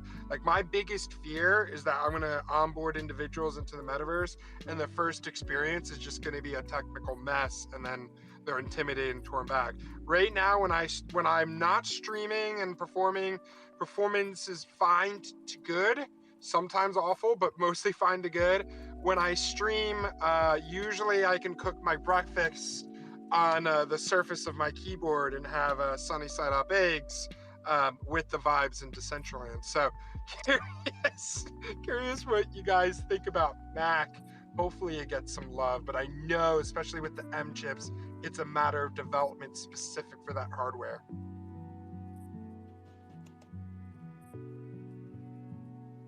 I really hope Max gets some love. Well, I'm going to come in as a Mac user, if you don't mind. I'm just going to reply to that real quick. I'm a Mac user, and I have been for many years. I mean, I'm not unfamiliar with the PC world, but I kind of chose sides. You know what I'm saying? Like, as a creative, it was so easy to decide, and this was many, many years ago, so I've kind of been loyal. But, you know, Apple's got its problems. However, they're leaning, and I don't know if it's a cash grab or whatever's going on over there. I mean, the price of their new, basically, Oculus knockoff is crazy. But it's also not just an Oculus knockoff. So, you know, they're directional. And here's the crazy thing. I've got like a 7-year-old Mac. So I'm not in the M1, but I have been eyeballing. Trust me, I've been eyeballing. But I found my experience in Decentraland to be so much more smooth than my experience in Spatial, with the same hardware and the same connection and the same everything. So I found this weird. It's either DCL's building correctly in a way that allows those experiences to be better. I mean, obviously there's some things left to be desired for anybody, but DCL was a much better experience for me as a Mac user. So I didn't feel like I was really lacking. Like, I didn't really have a lot of trouble with lag or frame rates or hearing people or whatever. One problem I had that I'm not even sure if it was Mac specific, I kept getting stuck in walls when I showed up to the show I was doing, which was like a funny little weird glitch. So, and that's it. Like, honestly, I've got really old hardware, and surprisingly, it still holds up. So if you got an M1 and you're having some weird lag, I would check some settings. I don't think that should be happening at all if you've got something that is so much more developed at this point, unless there's something under the hood that we're just not aware of. Hey guys, so it's Rollo from the Music District. We're a Metaverse Broadcast Network. I just wanted to say what's up. Great conversation. Hello to everybody. Definitely have real good insight because this is basically what we do. And I do have an M1 Mac, but basically that M1 just doesn't do it. You know, period. It's just it's not it. I ended up getting a Core i9.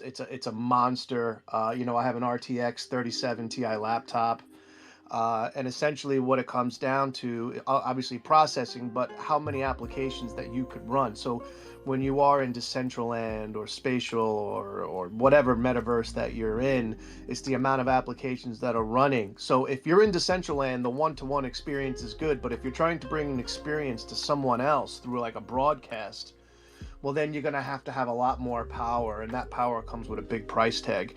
And the price tag for Macs is high, but it's still not a solution. I mean, you really got to have a gaming computer to do it, because when you're broadcasting, I find, you could have the best equipment in the world, but you're still limited to what the end user's capabilities are. So it's basically, projecting that, inside as best you can for everyone else to experience it at a similar level as you're experiencing it with the graphics that you're working with, for even the people that don't have those type of capabilities. Does that make sense? Hello, Rollo. Very nice to meet you. And yeah, thank you for your insight. And yeah, I was wondering, like what type of not or I'm sorry to I'm sorry, I'm struggling with pronouncing your name. Aristia? Aristia? I'm sorry. You can call me Eris or Aristea. That's how it is. Eris, thank you. Eris, I was wondering because you were mentioning like no issues on Decentraland. What are your settings? Like, do you have like the secret sauce? Because it like I have so many friends that just struggle with their Macs. Like, and they could have like the newest Mac and everything, and like just not have an experience on Decentraland. Like, even not even as like someone that's trying to provide an experience, but like as just a user, someone that's just trying to enjoy the platform. Right. I mean, that's my perspective is as a user. I would say the first thing I went in and I messed around with the Decentraland settings because I mean, obviously, I'm not going to get the highest frame rate at the best experience. So, I did downgrade the frame rates and the quality. I found though that I couldn't even read the chat or be able to really understand what the words said at some point. There was like the low quality, medium quality, high quality. I think choosing medium is a good compromise if you don't have a really strong system. So, and then the other settings might be, at the time that I bought my Mac, which was like I said, 7 years ago, I maxed it out with, the highest level of RAM, et cetera. You also want to be thinking about your throughput. Like, what kind of a Wi-Fi connection do you have? If you are having trouble on Wi-Fi, that could be part of the problem. That throughput is important. So you could try to hardwire, get yourself an Ethernet cord, and go straight to your router if you want to go on Decentraland. That could be a problem. I don't know. It really depends. There's so many factors, but I mean, basically, it's these servers out there doing something, trying to connect with your system. Your system could bottleneck it, but you're also like your connection to the internet could bottleneck it. So I would look at every single piece of that and maximize every part to the best of my ability by just looking into settings and figuring out if someone else has had the same problem. Usually just go to the internet, search up a YouTube video. Someone's probably like, oh yeah, I love Decentraland, but I can't do this. So here's what I changed and this is how it worked. And that's essentially what I would do first if I had problems like that. Then I'd go to the Decentraland community and say, hey, you guys are more familiar with this problem. So what do you think? Can you help me? So there's a couple ways you could probably tackle that. I mean, I don't know what your friends are using, if they're all up to date with the latest Macs. And I don't know what this M1 problem is. When Rollo came up and said, oh, like, it's not going to do it, I was like, how can it not be better than my 7-year-old computer? Like, I mean, wow. If it's not the processing, is it the graphics? Is it something else going on? I don't know, but I'd love to hear some thoughts on the bottlenecking that can happen. If you can identify that, if somebody could like lay out, here's 1, 2, 3, 4, or 5 things you have to look at, then you could probably troubleshoot any issues with anybody's system if you knew where to look. Totally. I'm well with everything that you have shared, at least with your Mac setup. Like maybe we'll have some of our Mac users here in the listeners kind of like check their settings and check what they're doing and cross-reference. We'll see. Maybe we'll have some better Mac experiences here in the future. I did want to pass it back to Rollo just to get to know him a little bit. But before I do that, I just want to ask One Existence if he had his hand raised to kind of chime into this topic that we're currently at, or if it was something completely different. I do have different, but yes, I have something on this. Aris, you are not alone with the walls getting stuck in them. It does happen. I remember in particular during the merge, the East merge, I was putting out some posts making fun of that aspect. But yeah, I'm surprised about your Mac experience as well. So yeah, that'd be curious to know how your settings are compared to others. And shoot, there was something else, but I don't remember it. And I'll come back, pick up later after Rollo. Yep, we'll pass it back to you after Rollo. And welcome, Rollo. Thank you so much for joining us here. This is like this is your first week joining us for the community building Decentraland Twitter Spaces, correct? Yes, sir. Yes, sir. Decentraland is a place where I look to do more things in, with more artists. Currently we're doing some. I want to do more. How long have you been in Decentraland, or have you known about it? About 2 years. But a lot of what I've been building is obviously I was in these, the desktops, which are great, but my intro to the metaverse was through virtual reality, and I slowly veered off to the VR and then into like these platforms like Spatial, which are accessible across mobile, desktop, and the Oculus. And I found that particular platform or any platform like that was better to concentrate in than something that was solely just a VR or solely just a desktop. There's huge value for creators like myself to work on platforms that are interoperable. And I love that. I love that. And what's your name on Decentraland? Maybe we've crossed Yeah, paths. it's a music district. Music District. No, I have not, sadly. But it's a very, very catchy name. Like, very good name. What's the vision behind that name? Back in the day, I had started a company called Subway Records. I built the first online platform for Subway musicians here in New York City, and I ended up building this proprietary e-commerce technology that gave complete control over the CD selling price to these artists, so they could market and promote themselves to these rush commuters. So rush commuters had an easier way to locate them, and it ended up turning into like a real good thing with brands. And we ended up doing halftime shows at Madison Square Garden. We did a lot of marketing campaigns. It was a lot of fun and some great excitement to raise awareness and to help these very talented artists and musicians down in the subway, because there's a negative connotation with that. Obviously, COVID hit, and very organically and with the synchronicity of what my life has become, thank God, and I'm appreciative of that. I found, I bought an Oculus for my kids, and I went in there one night to play poker, and the metaverse was just, all the talk. So I started exploring, and I found the multiverse, which was Facebook's one. Went in there and I managed, a couple of artists at the time, country music artists, and I started promoting and marketing them like one to one, like I would do in real life.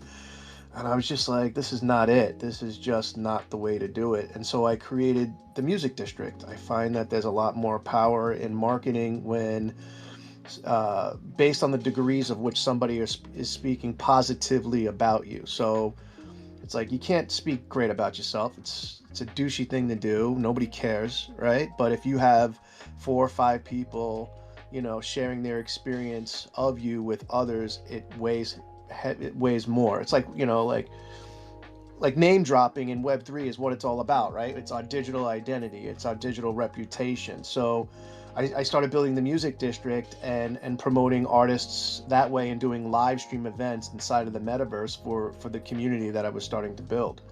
And that's ever since that, it's evolved a lot, in a year and a half. And I tell people all the time, if I don't know if anybody surfs, but I like surfing, and I was paddling with Subway Records for 19 years. It felt, 20 years maybe. That's how long I was doing it. I've been in the metaverse doing Metaverse Music District for a year and a half now, 2 years, and I'm barreling. And it's been absolutely incredible. The people I'm meeting, it's like finding your people, man.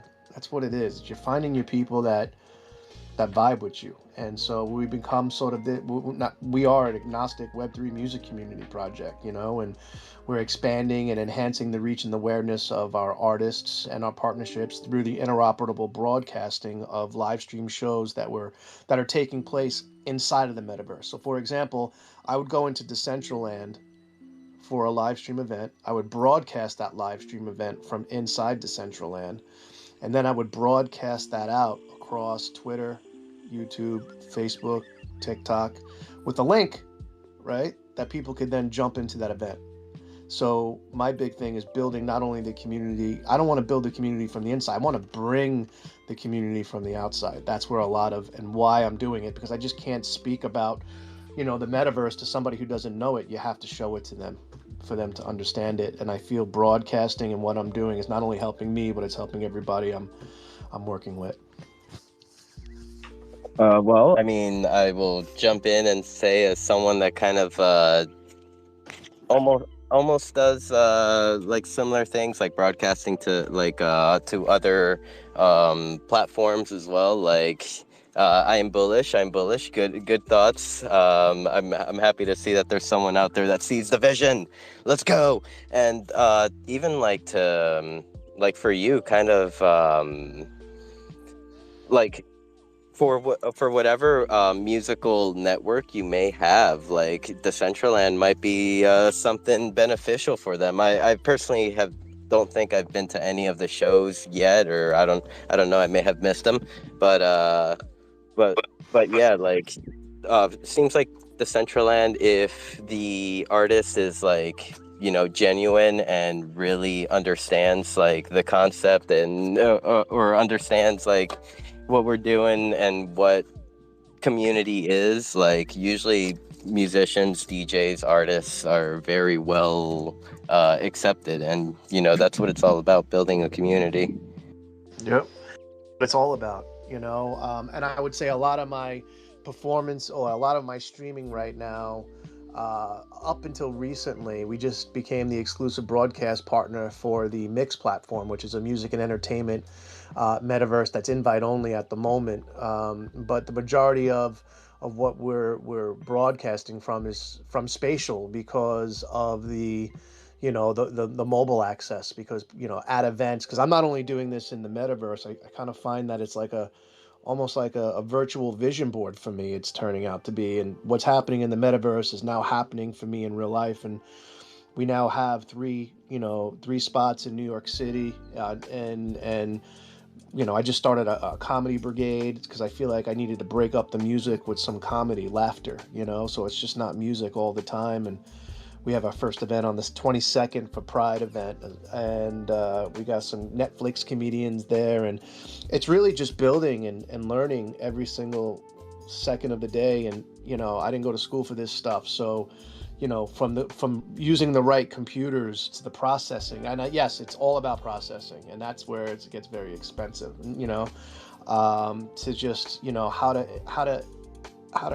intertwine all of these applications, whether it's you're streaming through OBS and Restream, and you have the different websites for the platforms that you're broadcasting from inside, and you use you're leveraging Bitly. There's just a lot going on, and I feel like as long as I'm having fun, I never feel like it's work. So I try to keep it that way every single event. I love it. I love it. That's honestly like what I feel like. We're working like probably 19 hours a day, but it feels like play. Yeah, man, I would love to hear what you're doing with the broadcast, which is cool, And one of the good things is I finally got my intellectual property. I trademarked Music District. So I'm excited about that, because you can't be in every single metaverse. It's just, and as more and more come up, you can get lost in trying to keep up, right? So, always, if you're working on something like this or a project, protect yourself. I know, whether it's a trademark attorney or a legal attorney, those guys are important, even though they don't know what they're doing yet. There is a baseline of it that's important to understand to protect your ideas and your time that you are investing in your projects. On kind of the comment that you just said, that you can't be at every metaverse all the time, that is a very true statement, but I think it's like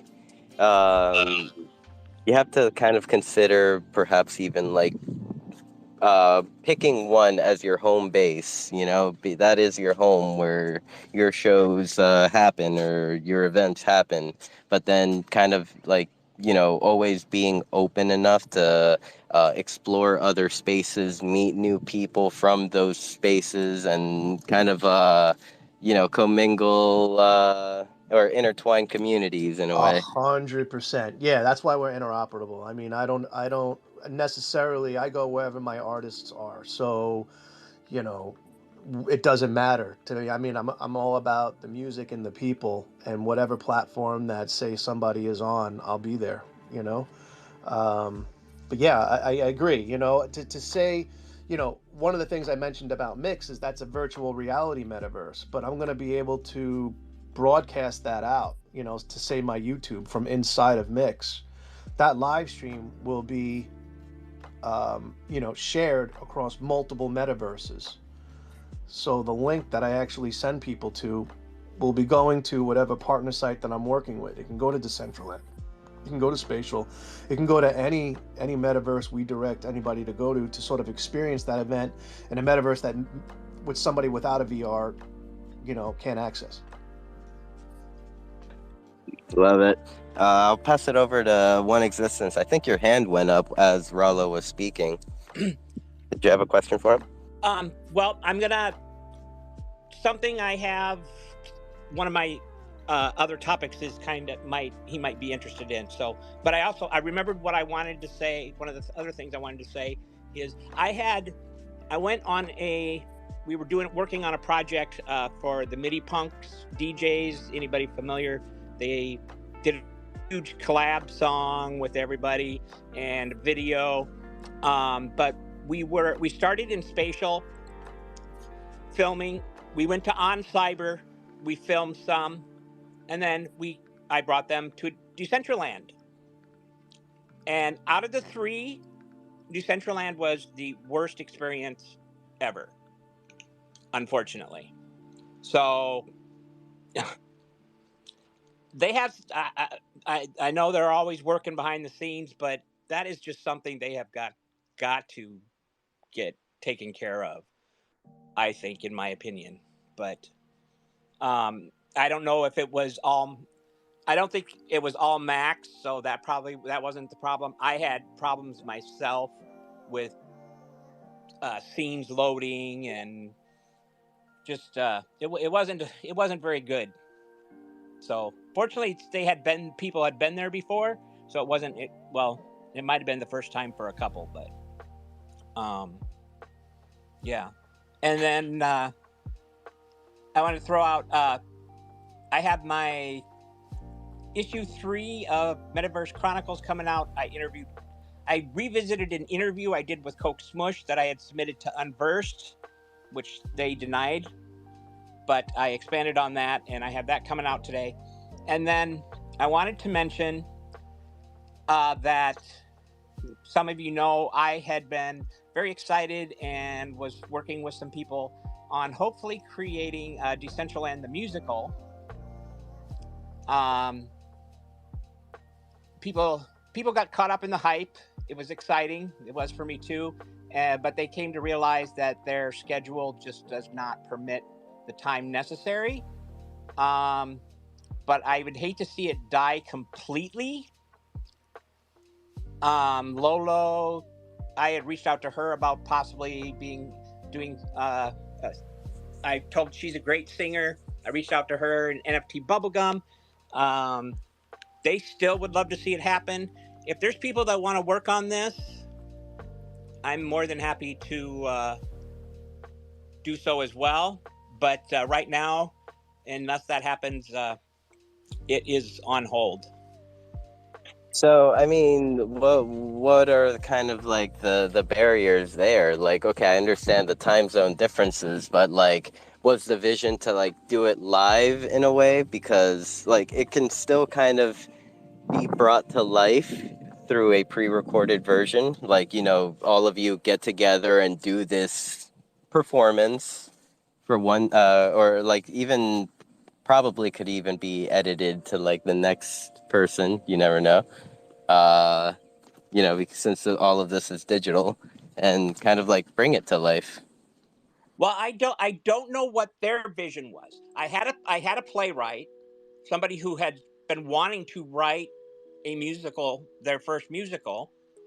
Their biggest concern was with if we went and asked for a grant, they were concerned about the rights to the musical itself, if they would retain it, or the DAO.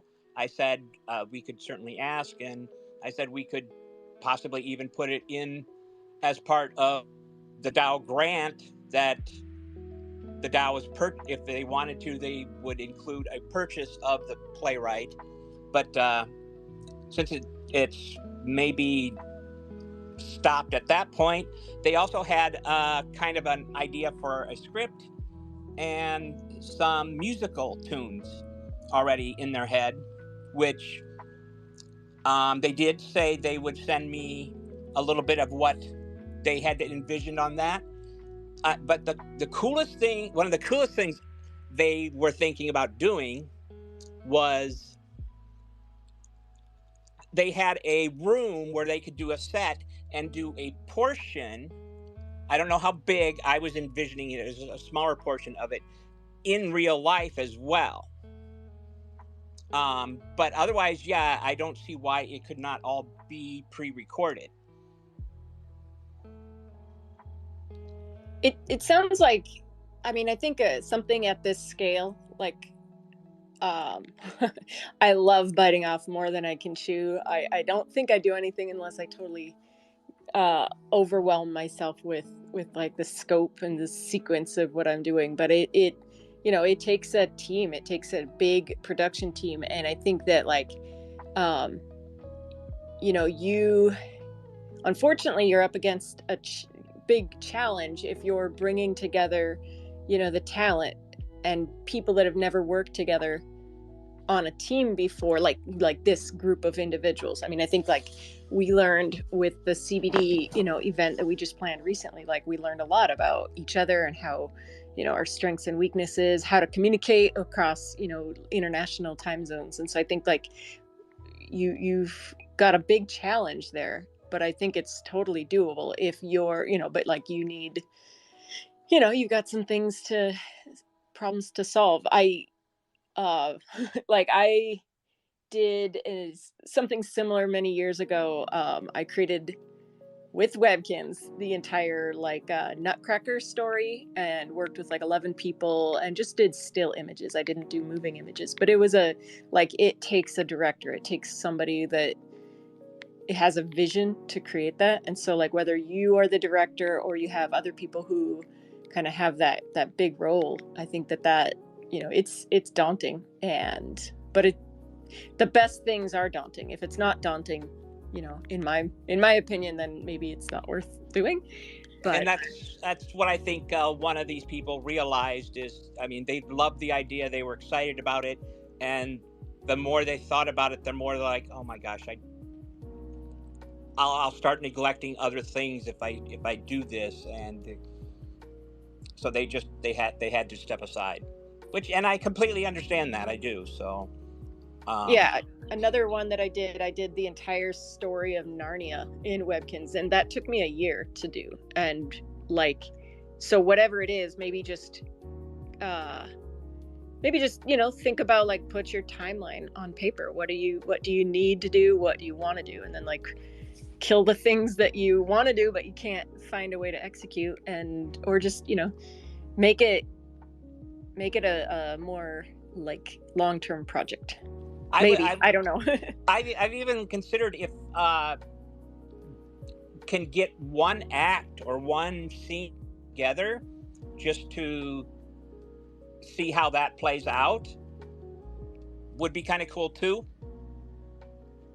Yeah, I think especially if you're asked, you know, just anytime that somebody goes to the DAO, you know, and asks for something, I guess, like, having a proof of concept, like proving that your team can work together and like grab a vision and execute it, that goes a long way. Because I think that, like, some of the hesitancy maybe with the DAO is that, you know, there's just no proof, no, like, something that you can tangibly hand showing what you've done. Because everybody wants to be on board new projects, everybody wants to be a part of it, but like, finding those people that will stick with it and that, you know, have the, like, if it's not their dream, sometimes it's harder to hang on to. Like, I think you've got a great vision.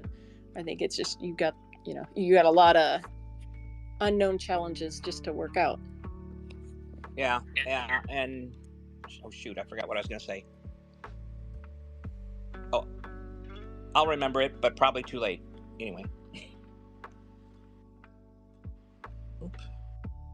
There's a good saying I try to remind myself, because a lot of times, like I said, I try to do big things and then I don't see them through to fruition, and then I am pretty hard on myself. But it's something along the lines of like, your vision should pull you along, not push you along, or maybe it's the other way around, but basically, like, if you want it enough, you're gonna get it.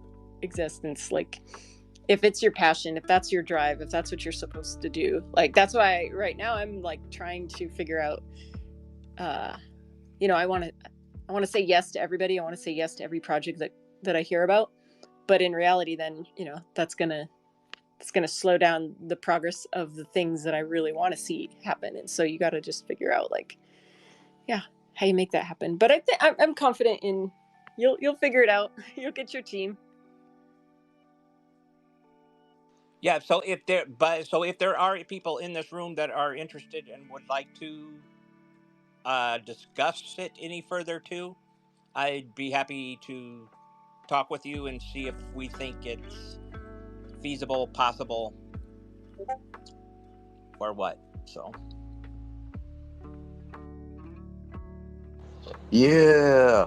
And then I guess on the non-creative side, you started talking about like the playwright and stuff like that. I know nothing. I don't know how to answer that one. I think that one just depends on like who even cares like about it. well, the playwright may still be interested, possibly. I would have to ask. But like regarding to like the ownership of it, at least. Yeah.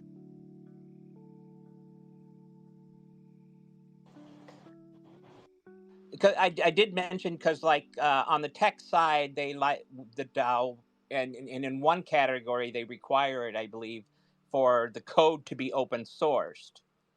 But nothing like this, I think, has ever come up. I mean, you bring up some great questions. Like I like, if it is let's just say it's your baby, your brand, but then you accept DAO funds. Like it does feel like once you do that the DAO has some right to what you get out of it. Like, but I don't know. Like, is that true? Like, is that right? Is that wrong? Like, ethically speaking? At least as a grantee, like I can kind of like speak on that end, and they kind of like don't require you to give them credit or anything like that with anything that you do, unless that was part of the proposal. The social aspect you're supposed to, is my understanding, because I wrote a proposal about making grantees give credit somewhere, whether it's on a website, via social media. Okay, you're speaking about the new framework then. Okay, then yes, I probably, my bad. but that hasn't been enacted yet, has it? That's really recent. Like okay. It got to final stage, and somebody pointed out that I used or mentioned the DAO as opposed to the GSS in one section, where who reviews, make sure that they're in line with the proposal or the guideline. So I have to edit that part to read GSS instead of the DAO, and then it'll be back up to vote. And I took into consideration your comment, Kanessa, about having a social media account. I did get a response. Fractillions helped me a little with it, back from, I'm not sure who it was, but they didn't think it was feasible to require that the grantees all have a social media. So I rephrased it to say it is encouraged or preferred that they do, but it is not a requirement, unless, like Sinful was bringing up, it's the social media aspect, the social media category, which I guess is supposed to, somewhere it says they are supposed to acknowledge it. I guess like my thought behind that is, if we're gonna give grantees, like I will I will just pinpoint Genesis City, the awesome map that you can see from up above. Well, like when I mentioned it a couple of weeks ago, like a bunch of people were excited. They've never heard of it before.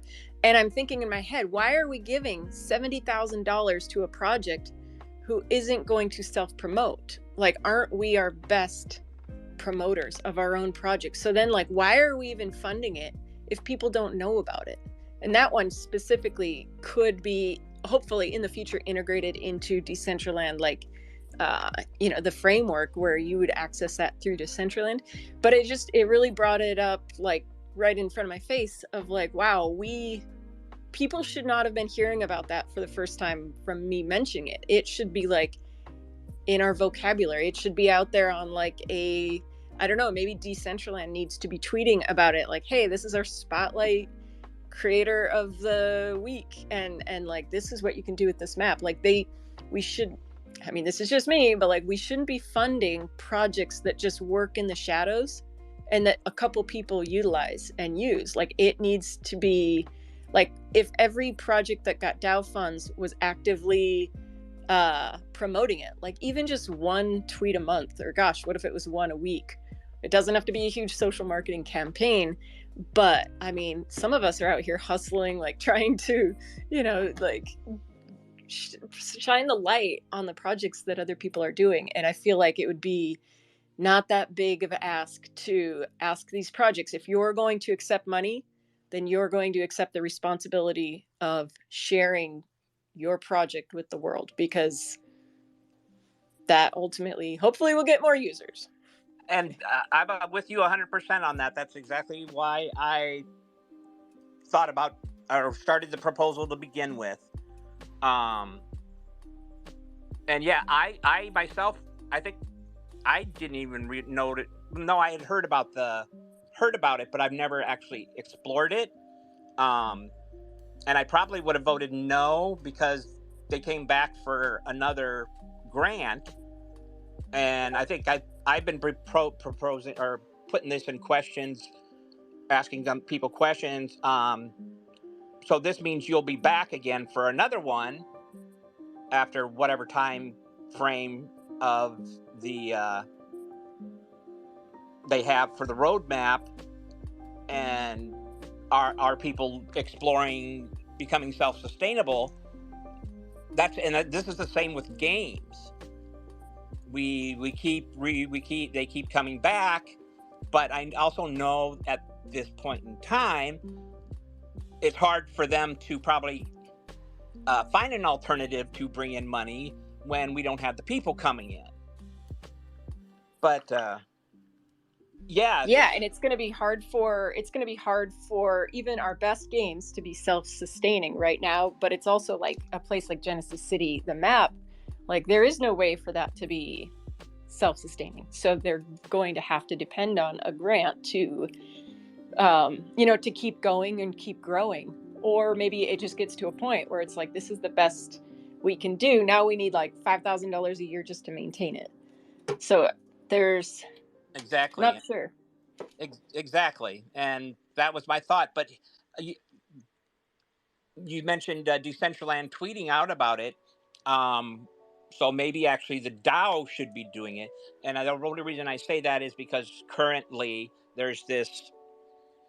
I was in another DAO, and we had this freaking fine line that we had to figure out between the DAO and the actual project. So here, in this case, we have the DAO, and then we have the fine line, and on the other side is the foundation. So I don't know, is Decentraland Twitter Space more aligned with the foundation, which is, in my thought, or the DAO? Yeah, that makes so sense. much like gray area You know, I don't know. I think also like it does help to look at the different categories of different grants, because like, you know, we shouldn't expect one that is building like, you know, framework pieces of the metaverse, like the underlying foundation. Like if we're building a house, we shouldn't expect the foundation of the house, not the Decentraland, to like bring money back. I guess I don't know. Like I always try to challenge myself to on ideas like this, like what should we be expecting? Because this is a, you know, the DAO is set aside so it can fund creators of the metaverse, and the ones that survive are going to be the ones that can operate after their DAO, you know, grant is used up. I wonder about that in other DAOs. I think a lot of them, well, they either have people that volunteer, or I know in some cases the people that are on the board, or in our case the committee, they have the skill set and are compensated for that to maintain such things anyway. Yeah. And I think, you know, at this stage of the game of DAOs being around, it's, you know, like it is just such a new technology. I don't even know if that's the right way. Framework, concept, idea. Like I love DAOs. I love the way that it makes decision making equitable. It's just like I know ours has these wrinkles to figure out, and so I don't want to hold a business accountable that you have to make the money. Like if you had to make your DAO grant, like bring that back as a capital, nobody's gonna be profitable. Well, maybe DG, but otherwise, like I just think that it can't be like black and white like that. But I don't have the answer. I guess when I don't have the answer, I have to keep looking and like what is the right way to do it, and I don't know the right way to do it. If the DAO, well, thank God the DAO does not require such things. But if the DAO required you to bring back, like, as a requirement to bring back funds, how wouldn't it be a bank at that point? Yeah, if you want to think about like it as a grant, and I'm thinking about grants that you receive for like student loans. Like I received grants for certain organizations to go to college. I never had to pay grants back. I had to pay my loans back, but the grants were there to propel people forward. Like the Pell Grant is $3,000. I mean, that bought my books for a year, right? Like, But you didn't have people checking to make sure that you spent it that way, did you? I had people making sure. I mean, when you accept those kind of grants, you have to maintain minimum GPAs, and you have to stay enrolled at a certain amount of credits. So yes, in some ways I would say that you did, like, just like the DAO, you have to meet these minimum requirements. And so I don't know. I mean, like hopefully we won't get into some murky water with DAOs someday of like, you accepted this and it meets the requirements of a grant, and so now you have to pay it back. Like, oh my God, I won't even bring that up. Never mind. Rustan, save us. Oh, go ahead, Existence. I was going to say, I've also been part of a DAO kind of putting together committee, and we discussed the requirements for people that are going to be on the board,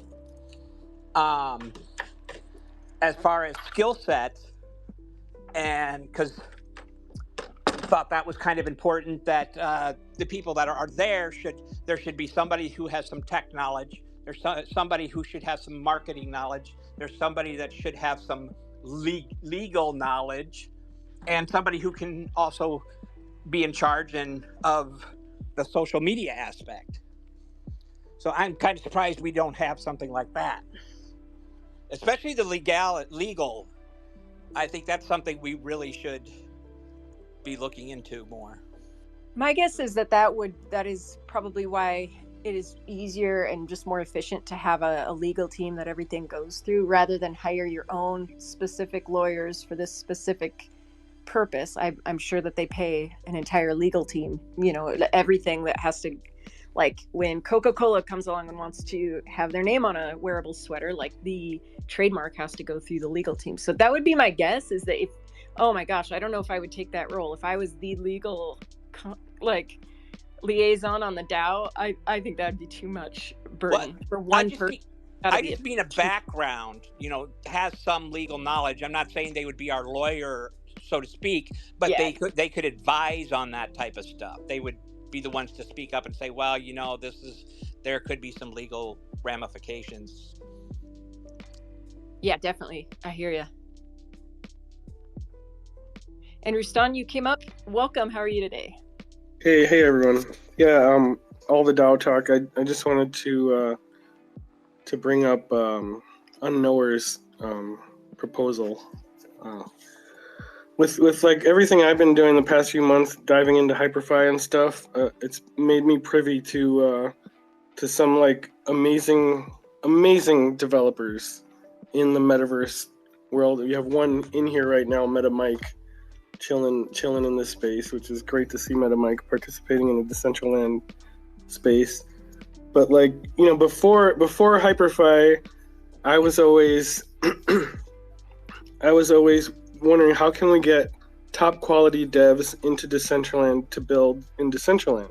And originally my thought was like, all right, well, maybe the DAO is the way to get people interested. And we were getting people wanting to create games who have never done coding before, which is like cool. Like, all right, let's give them incentive to create something cool. But I really wanted people with experience to build in Decentraland, and for whatever reason, that just never happened. And the reason that never happened is because Decentraland is whack when it comes to developing shit with all the limitations and everything. And all the good devs are elsewhere building the most amazing shit I've ever seen in my life, including MetaMike and VoxVN and HyperFi.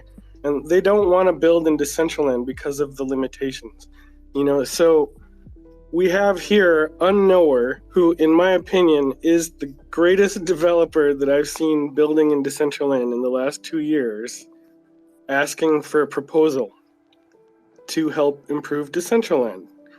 And he has 13 votes right now. We have like over 30 people in this Twitter space talking about DAO, but nobody is voting on this proposal that exists right now to help improve Decentraland. So it's like, I just would really love to see a lot less talk in Decentraland and a lot more action. And I encourage everyone to go vote yes on Unknower's proposal. And also, like, I've noticed a lot with DAOs that like the community tends to get in its own way with overthinking and, you know, worrying about the future of decisions that are made.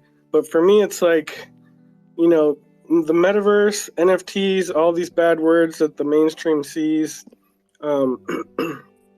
like it's not helping to worry about where we're going. I think we need to really focus on, you know, who's been around, who's really delivered for nothing, because all these great developers that I've been talking about on HyperFi and stuff, they're building for nothing. They're not making money doing what they're doing. They're doing it because they love it, you know? So it's like Decentraland has this money allocated to give to people.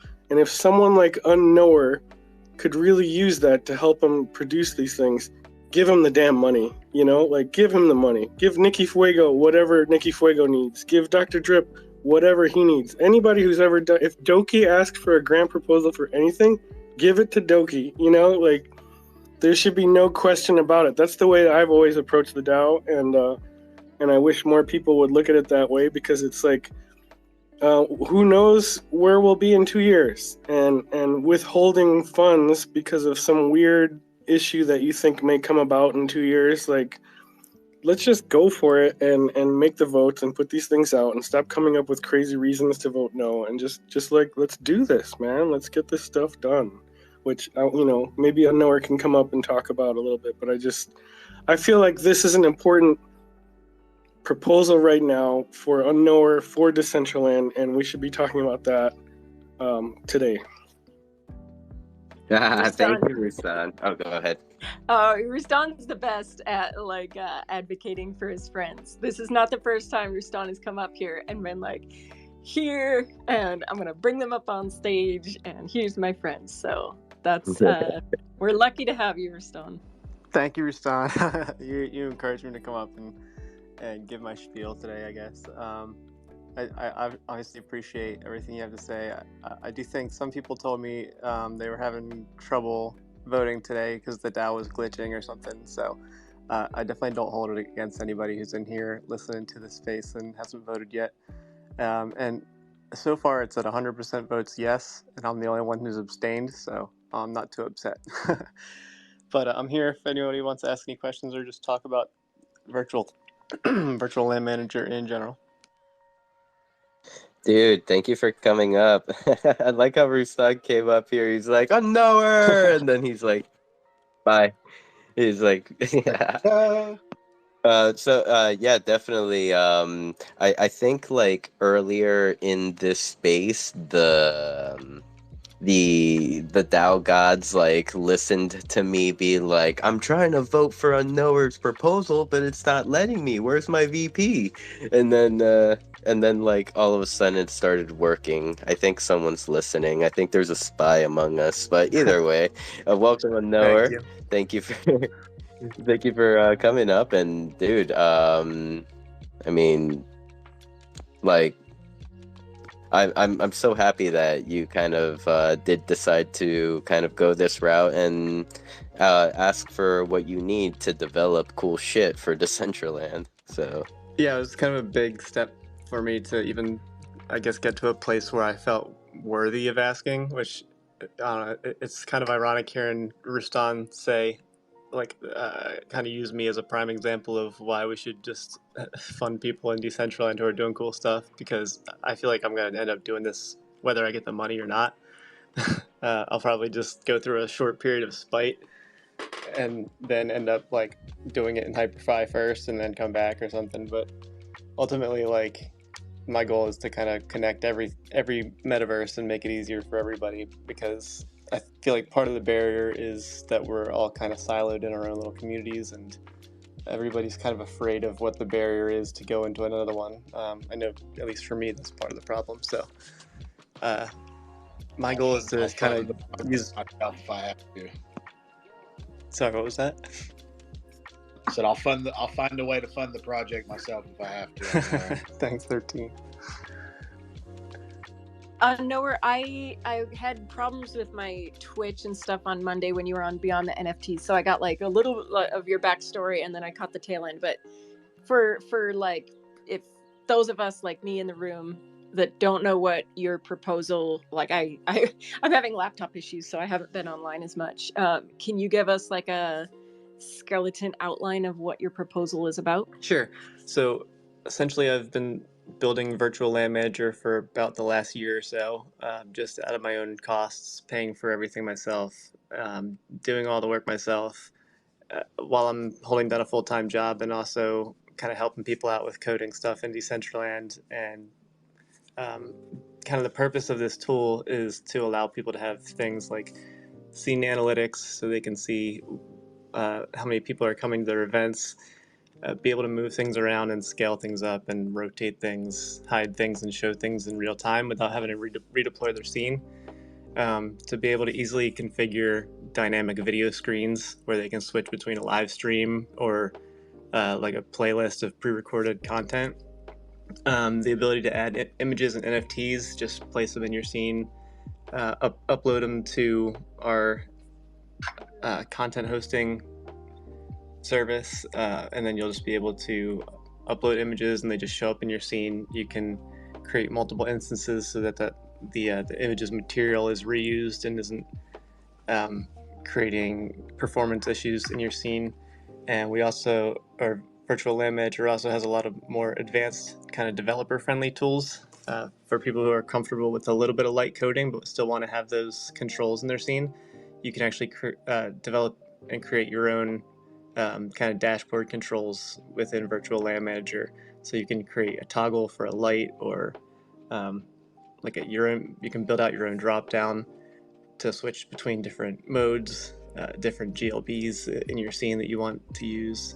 There's a trigger button, so if you wanted to trigger some kind of animation or something like that to happen, or a message to come up on somebody's screen. There's actually also a messaging feature and moderation feature.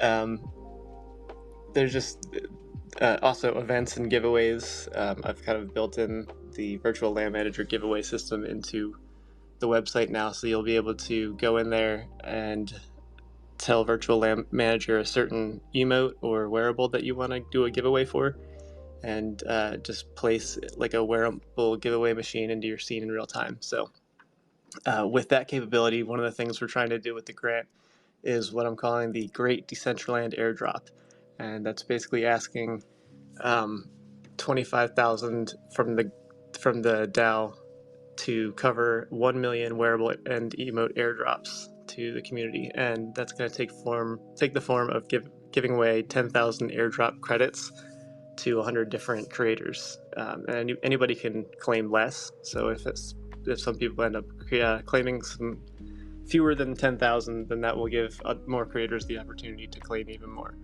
So that's estimated to cost about 2.5 cents per transaction right now. So when you do 2.5 cents times 1 million, that gets you to 25,000. So that's kind of where I ended up getting that number from. And that 25,000 is literally just to cover those transaction fees, and then there's another 20,000 for the infrastructure involved, which is around like 5,000 a year right now to upkeep that infrastructure when it comes to databases and servers and all sorts of things like that. So, and then the rest of the grant, because this is a tier 5 $120,000 grant, is for retroactive platform development, and that kind of is just to pay for what's already been built out, and kind of gives everybody access to all the new features that will be built out over the next year or two, 3 to 5 years really, that everybody would get free access to this software. And that's kind of my elevator spiel, but I think we're all at the top floor by now. I love it. So you said something towards the end that like, I think I've seen you post on proposals before, because this is open source. People are going to be able to take this and use it in the future. Yeah, so definitely the plan is right now to open source the integration package that you can use to integrate your Decentraland scene with Virtual Land Manager. I would like to, I'm most likely going to open source the user interface as well, so anybody can use that. The only thing I'm hesitant about is our API and our jobs server, because that is where some more security, they need to access more secure stuff like private keys, and I just want to, before I open source that, I want to make sure that I have some people pen test it and do some bug bounties with some security experts to make sure I'm not open sourcing a way to get to like steal everybody's wearables and emotes. Because the way that VLM gives out those wearables and emotes is it does have to have a wallet that has minting rights. And while those are revocable, I don't want to get into a situation where I realize that that wallet has been compromised after somebody's emotes and wearables have been compromised, which thankfully the one time that wallet was compromised, it was just drained of Matic and nobody's wearables were taken. And I've been beefing up security since that instance, but yeah, that's kind of where my head's at. That's crazy, and yeah, thank you for taking that safety measure, because it's above my pay grade, but I get what you're saying, and yeah, wow. Okay, that's awesome. Thank you. Definitely understand it more, and so when I can jump back in the DAO, I will definitely take a look at it. One Existence, you've got your hand up. Yeah, I wanted to say I'm active in the DAO, so I'm going to say whatever I want. But I agree with you 100%, Rustan. More people need to get involved. I would like to see more creators involved. Shout out to Punk Pink, who I've seen recently getting heavily involved, and not just because they have a proposal in there themselves, but they've been asking me different questions here and there. So I think they're there to stay and try to help make Decentraland better. But I've said this before, I'm going to say it again. All of us in this room and everyone in Decentraland, this is a once in a, I don't know how many lifetimes opportunity to be a part of creating a world and the direction this world is going to take. It's everyone's, I would say, duty to be involved in the DAO and help make the decisions that is going to be what Decentraland is.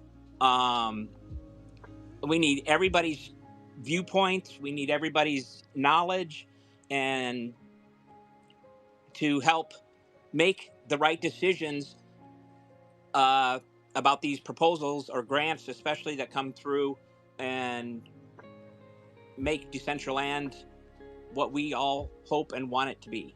So, again, if you've not been there, if you're not registered with the DAO, I say you should. Thank you. Or if not, no. I'm not gonna finish that because I'll just centralize the votes. I'll pass it over to CK. Yeah, I just that was something really great to say, existence, and I think definitely, like, whether you have a lot of VP or not, you should still get active and participate, and use the forums, because that's where your voice can be heard, or even in the DAO Discord. That's another place where a lot of people communicate.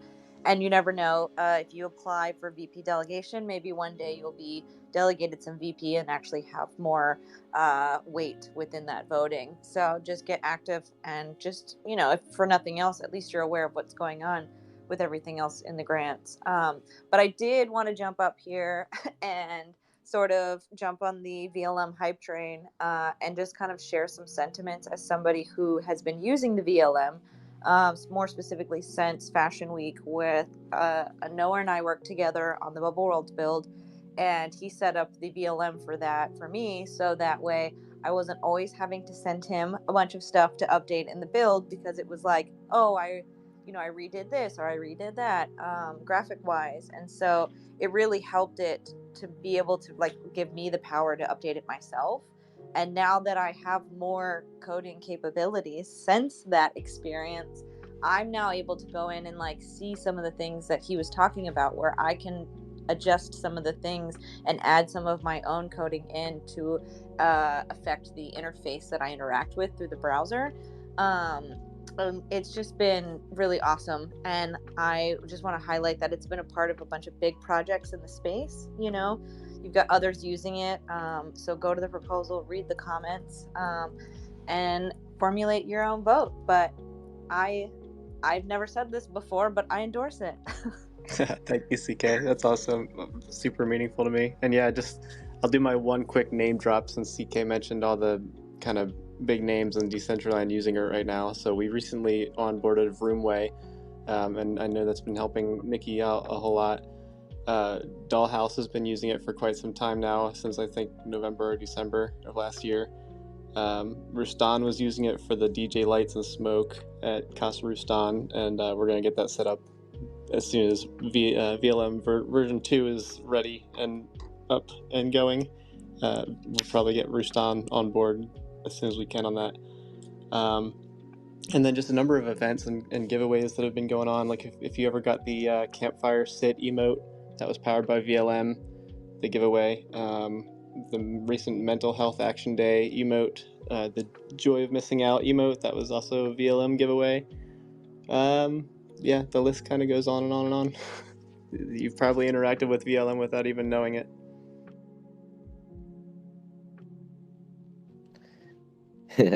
Not for real. And I mean, I would hope to be able to be added to the VLM list one day with my small little Mewland parcel.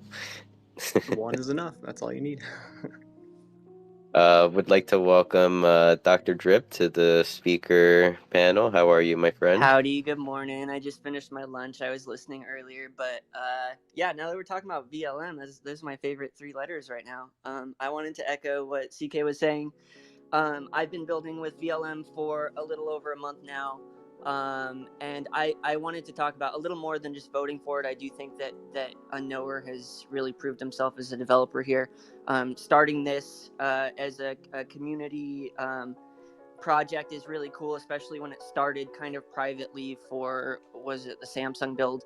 But so it's open for everyone to use. I think that if you are managing a build of some sort, that it would be very helpful for you to use. There's a few basic templates that you can basically port over your build. I believe there's an SDK 7. I know you're going to have to let us know if it's working yet or not, but I believe there's also an SDK 7 version. But I wanted to point out the biggest reason that I would recommend anyone to use this. In addition to the obvious, like when you jump in Hyperfy, it's so easy to put a build together. You just click add, and then you're dropping in your GLB files. Now you can make them NPCs. Now you can attach custom mix ammo or whatever they are, the animations that you download. It's super easy. And so having a tool like that for Decentraland, where our builder was just a little bit crusty, for lack of, I know there's some huge improvements coming, but for now this is a really cool and useful tool. But in addition to that, the biggest most useful feature for events, if anyone's throwing events, is the screens. You no longer need to refresh. I don't know if you guys noticed, if you've been coming to the social Fridays at Vroomway, but if you pull up a few minutes early, you don't have to refresh. It's never like, oh yeah, refresh, they're live. And like that's it's not a big deal when you're used to it, but when you've got a bunch of new people, in the metaverse, and you're like, oh yeah, refresh the page, and they're like, why? I didn't have to do that, and anywhere else. Not having to do that is extremely useful. And not only that, but it's real-time images as well. So I personally paid, I don't know how much, a couple $100 to join MetaView billboard company. I like MetaView. I really enjoyed their back end and what they produced, but they made it open so that you don't need to buy those billboards anymore.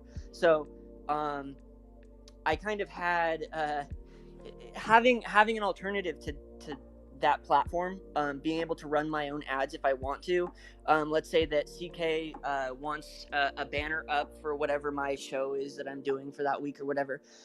It takes me 1 second to just go upload from the back end, and no redeploying, no, oh crap, I gotta deploy, which isn't a big deal for someone like me, but for somebody managing a parcel for the first time, redeploying, you don't want to be redeploying a bunch of times, especially the day before. Sometimes, to be honest, you can't redeploy. Sometimes you go to redeploy and DCL is, out to lunch. I can't explain it.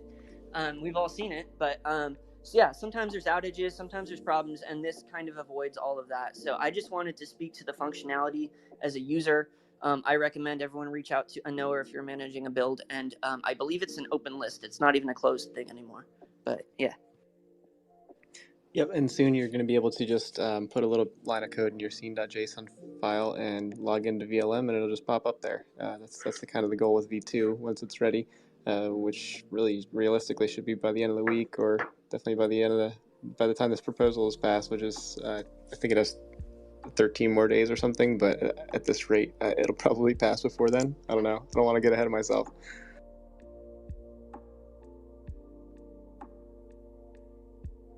Has anyone ever noticed that parcels that use VLM usually work better on Decentraland? I'm just going to throw that out there. They also seem to have a lot of more people in them as well. Wonder what that's about.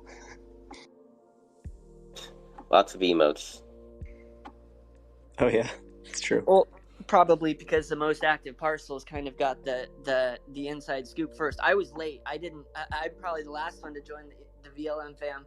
And yeah, like I said, it's really been game changing for event throwing, among other things. And this is not the first time I've been up here shilling this this application, because it really did inspire hope with Decentraland third party. I'm all for the third party software. I'm all for Drawfo. I'm not to say I don't like Decentraland Marketplace. I love Decentraland Marketplace, and I love the new Decentraland Marketplace.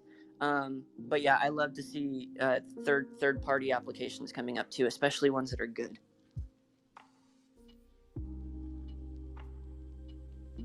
Yes, I love that now you specifically with Drawfo. I love that now you can purchase on ETH network. That was like the one barrier for me. Purchase with ETH network, so you don't have to jump off of Decentraland, but you can also, they integrated MoonPay, so you can pay with credit card. They jumped over to HyperFi, so but they didn't just stop there.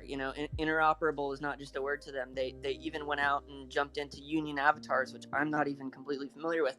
So yeah, they're continuing to carry the torch for that. Also, shout out to Vipe. I know we were all talking about Vipe earlier, but like that's really inspiring that there's these little glimpses of hope of Web3 lighting up again. So yeah, I don't think crypto's dead. I mean, I bought my clone over the weekend. I'm not scared of the SEC. But yeah, I don't know if I want to talk about all my conspiracy theories in a recorded space, but we probably already said them or something. Okay, good. Fuck, what was I gonna say? I lost the whole train of thought. Yeah, they can't make me fud my bag. I'm still scooping. This is buying season at the moment. We're on fire. Isn't there a quote? You can kill the man, but you can't kill the idea. So like, they can't kill the idea of Web3. It's too late. Well, also, I mean, without diving into conspiracy theories, it's a freight train. The SEC is only United States based. So yeah, if crypto is a worldwide thing, thinking that this level of FUD is going to kill crypto is, I don't know. I don't know if I would subscribe to the fact that crypto is dead. But crypto's dead is just a one of those Twitter space like clickbait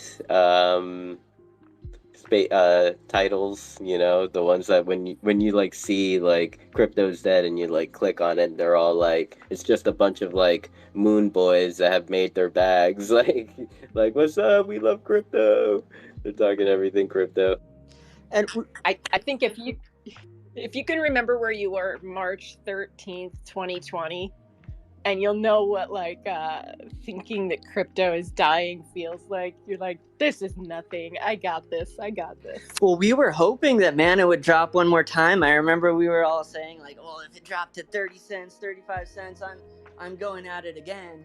And we got what we asked for, and now we have to ask, why? Why is this happening? And also, what's the worst that could happen if some of these tokens do become securities? Like you guys were saying, these are utility tokens, these are metaverse tokens. They don't just serve, and they're not just investment contracts. So like, it's going to be an interesting ride. But at the end of the day, I just don't. I'm again not financial advice, but personally, my personal opinion is that I don't think anyone can completely kill crypto, especially with certain other assets not doing so hot too. I don't know. I'm trying to watch my words here. I think that like as far as Decentraland and the SEC goes is maybe a fine will happen, Decentraland will pay and become compliant, like follow whatever guideline that they have set, because Decentraland is, just kind of like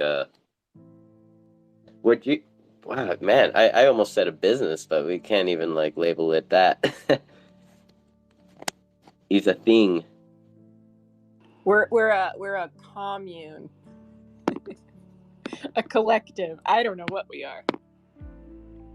But as like, I mean, I guess in the eyes of the SEC, who knows? Maybe Decentraland will receive a new title, like Lord and Savior of the Earth, Metaverse. Odd Job used the word last night. It's a matriarchal society, maybe. One where men, women share the jobs, the duties, everything's equal-ish. I think that would be egalitarian. A matriarchal would be the opposite of patriarchal, where the women would run everything. I am okay with matriarchal, just for the record, since this is a recorded space. But like, what would happen if I'll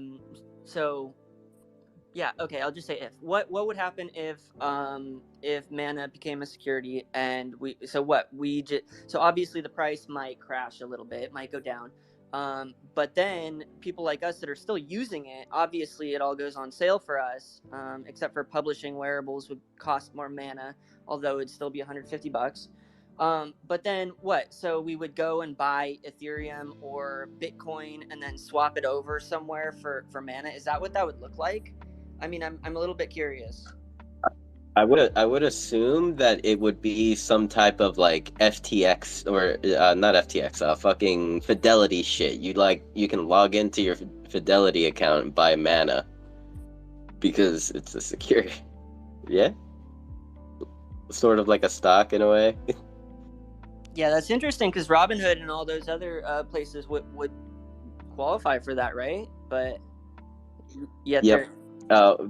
Robinhood kind of took off like a few crypto or securities, I guess, or whatever assets recently because of all this. But I think it's like kind of like getting out of the water, seeing if it's good and clear, no sharks, and then jumping back in. Well, I also read that on, I believe, the 26th or 27th of this month is when they're going to be selling the Matic of any holders that don't sell it. Early July is when eToro, which is not something I've really heard of, is going to be selling theirs. So some of these platforms do need to kind of sell this stuff, which is why, hopefully it doesn't start a panic sell-off. But yeah, I don't know. Not financial advice. I'm just saying what I see. Damn, that's crazy. Okay, so I have a friend that that did have or does have eToro and has been struggling to take assets out of there. Like it's being blocked internally from taking assets out as well.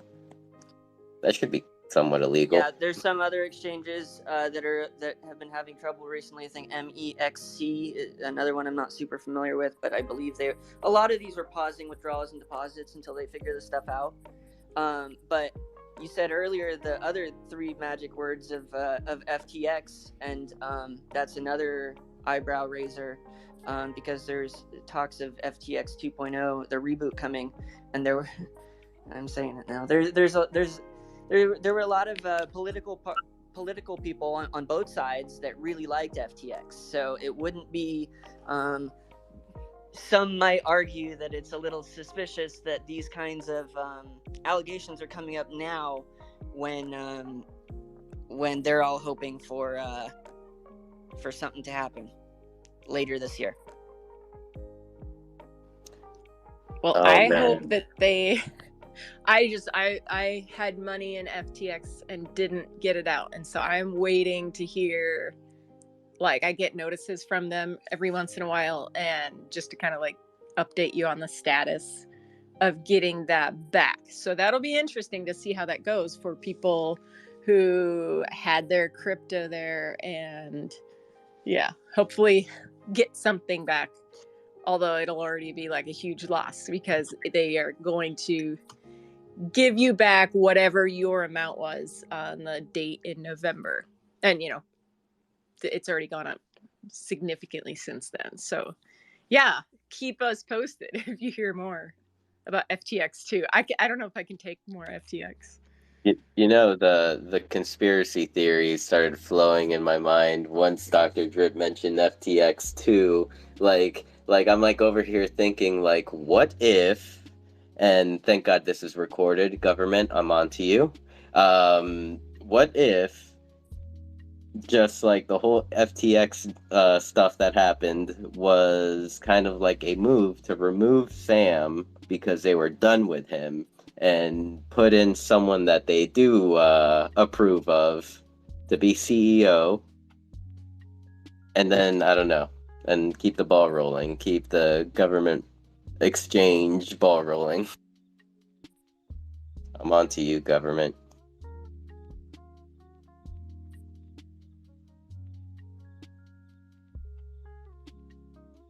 I know. I just have you all just baffled that I would just spill this type of information on a public recorded space. Well, you were rugging. I couldn't hear you, but go ahead, Doctor. No, I don't think it was a rug. I think it was an awkward silence. I was going to say this awkward silence was literally brought to you by Dr. Drip today.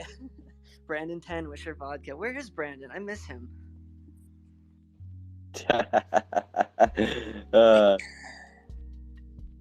Wait, but you can hear me now? Yeah, I can hear you now. Okay, what I heard good. you saying is they took out Sam, and I wanted to say they put in Uncle Sam. So like maybe that's what it like. They had this Sam thing. Yeah, that's basically what I said. Yeah, they took. Wow, you just like took what you didn't hear that I said, and like just summarized it so eloquently. Like they took out Sam and they added Uncle Sam for the next 2.0 version. Oh my gosh, this just scares me even more. Now the government has their hand in a global crypto exchange. Wahahaha. Haha.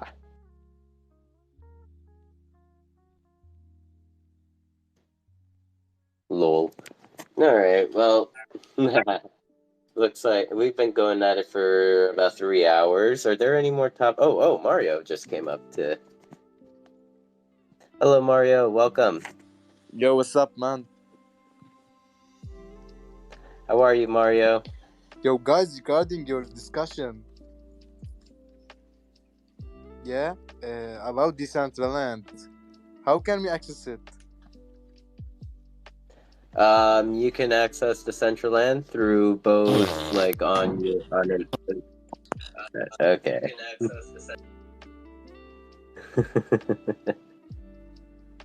That was fun. We always enjoy those. Much love, Mario. Thank you for the comic relief. And I guess that would be kind of a comedic way to end the space. Well, thank you everyone for... Well, actually, I'm sorry. I'm not even... No, I'm not even allowing others to kind of say if there's any more topics that anyone would like to bring up. 13, One Existence, TK, or Dr. Drip, or anyone listening? Yeah, I put 13 in my pants. I didn't tell anyone about it. 13, did you tell anyone? Nope, not a soul. There was a weight painting problem with my sagging jeans, and it took a long time to find out because it was something very specific. So like a very certain emote had to do it. And 13 found this and sent it to me, and I patched it right away. But while I was patching it, I put a secret message inside the pants. There's actually, on the top of it, it says Brandon 10. But if you go inside the actual model, it says 13 made me do it. True story. Hidden messages. Everything that you said right there, like I had some weight painting issues in my saggy pants. Like, oh my gosh. Did I sound like I had like some crazy lingo happening? No. I will be quiet there. It just sounded like never. Gotta change my diaper. No, okay, that's not what I was thinking either, but okay. Brandon 10. Wisher Vodka. Odd Job 10, Wisher Vodka. And someday in the future, and CK10. Congrats CK on the launch. I thought the accessories were cool, so I bought them both. I saw, and then when you were like, oh yeah, I'm smoking a nail file, I was like, what? And then I saw that you bought them. So thank you for being the first supporter. I really appreciate that. Thank you, Kanessa and Oddjob, for working with me on the emotes that go with those wearables. And I also just want to shout out in the pin tweet, which, sorry, I'm the only one that put one up, but I just dropped my AR NFT with DressX. So if you guys want to have fun with some AR nails and then get a utility of a DCL wearable and some future drops from me, check it out. Thanks. Love y'all. Happy Beauty Week. Yeah, keep building. Let's keep building. Everyone go pump out a new item or something. I don't know. Don't slow down. Don't slow down. I like it. I love it. Thank you, Dr. Drip. One Existence, final thoughts? Join the DAO. Make yourself heard. Help mold the way Decentraland is built. I'd love to see more creators in there. Do check out Punk Pink's and Unknower's proposals. Make sure you read them. Ask them questions if you have them. Make it a great day. Yes. Unknower VLM, vote yes, and do get active in that DAO. Thank you, One Existence. Let's see, 13.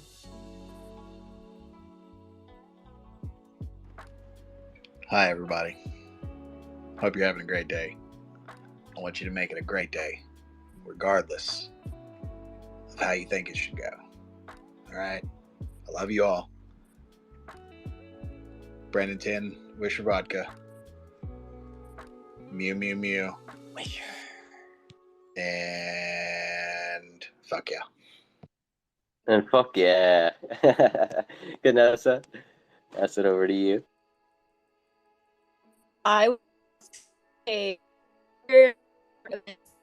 for everything for fashion.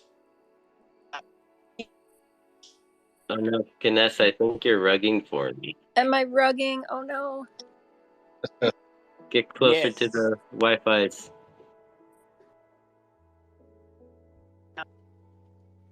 No.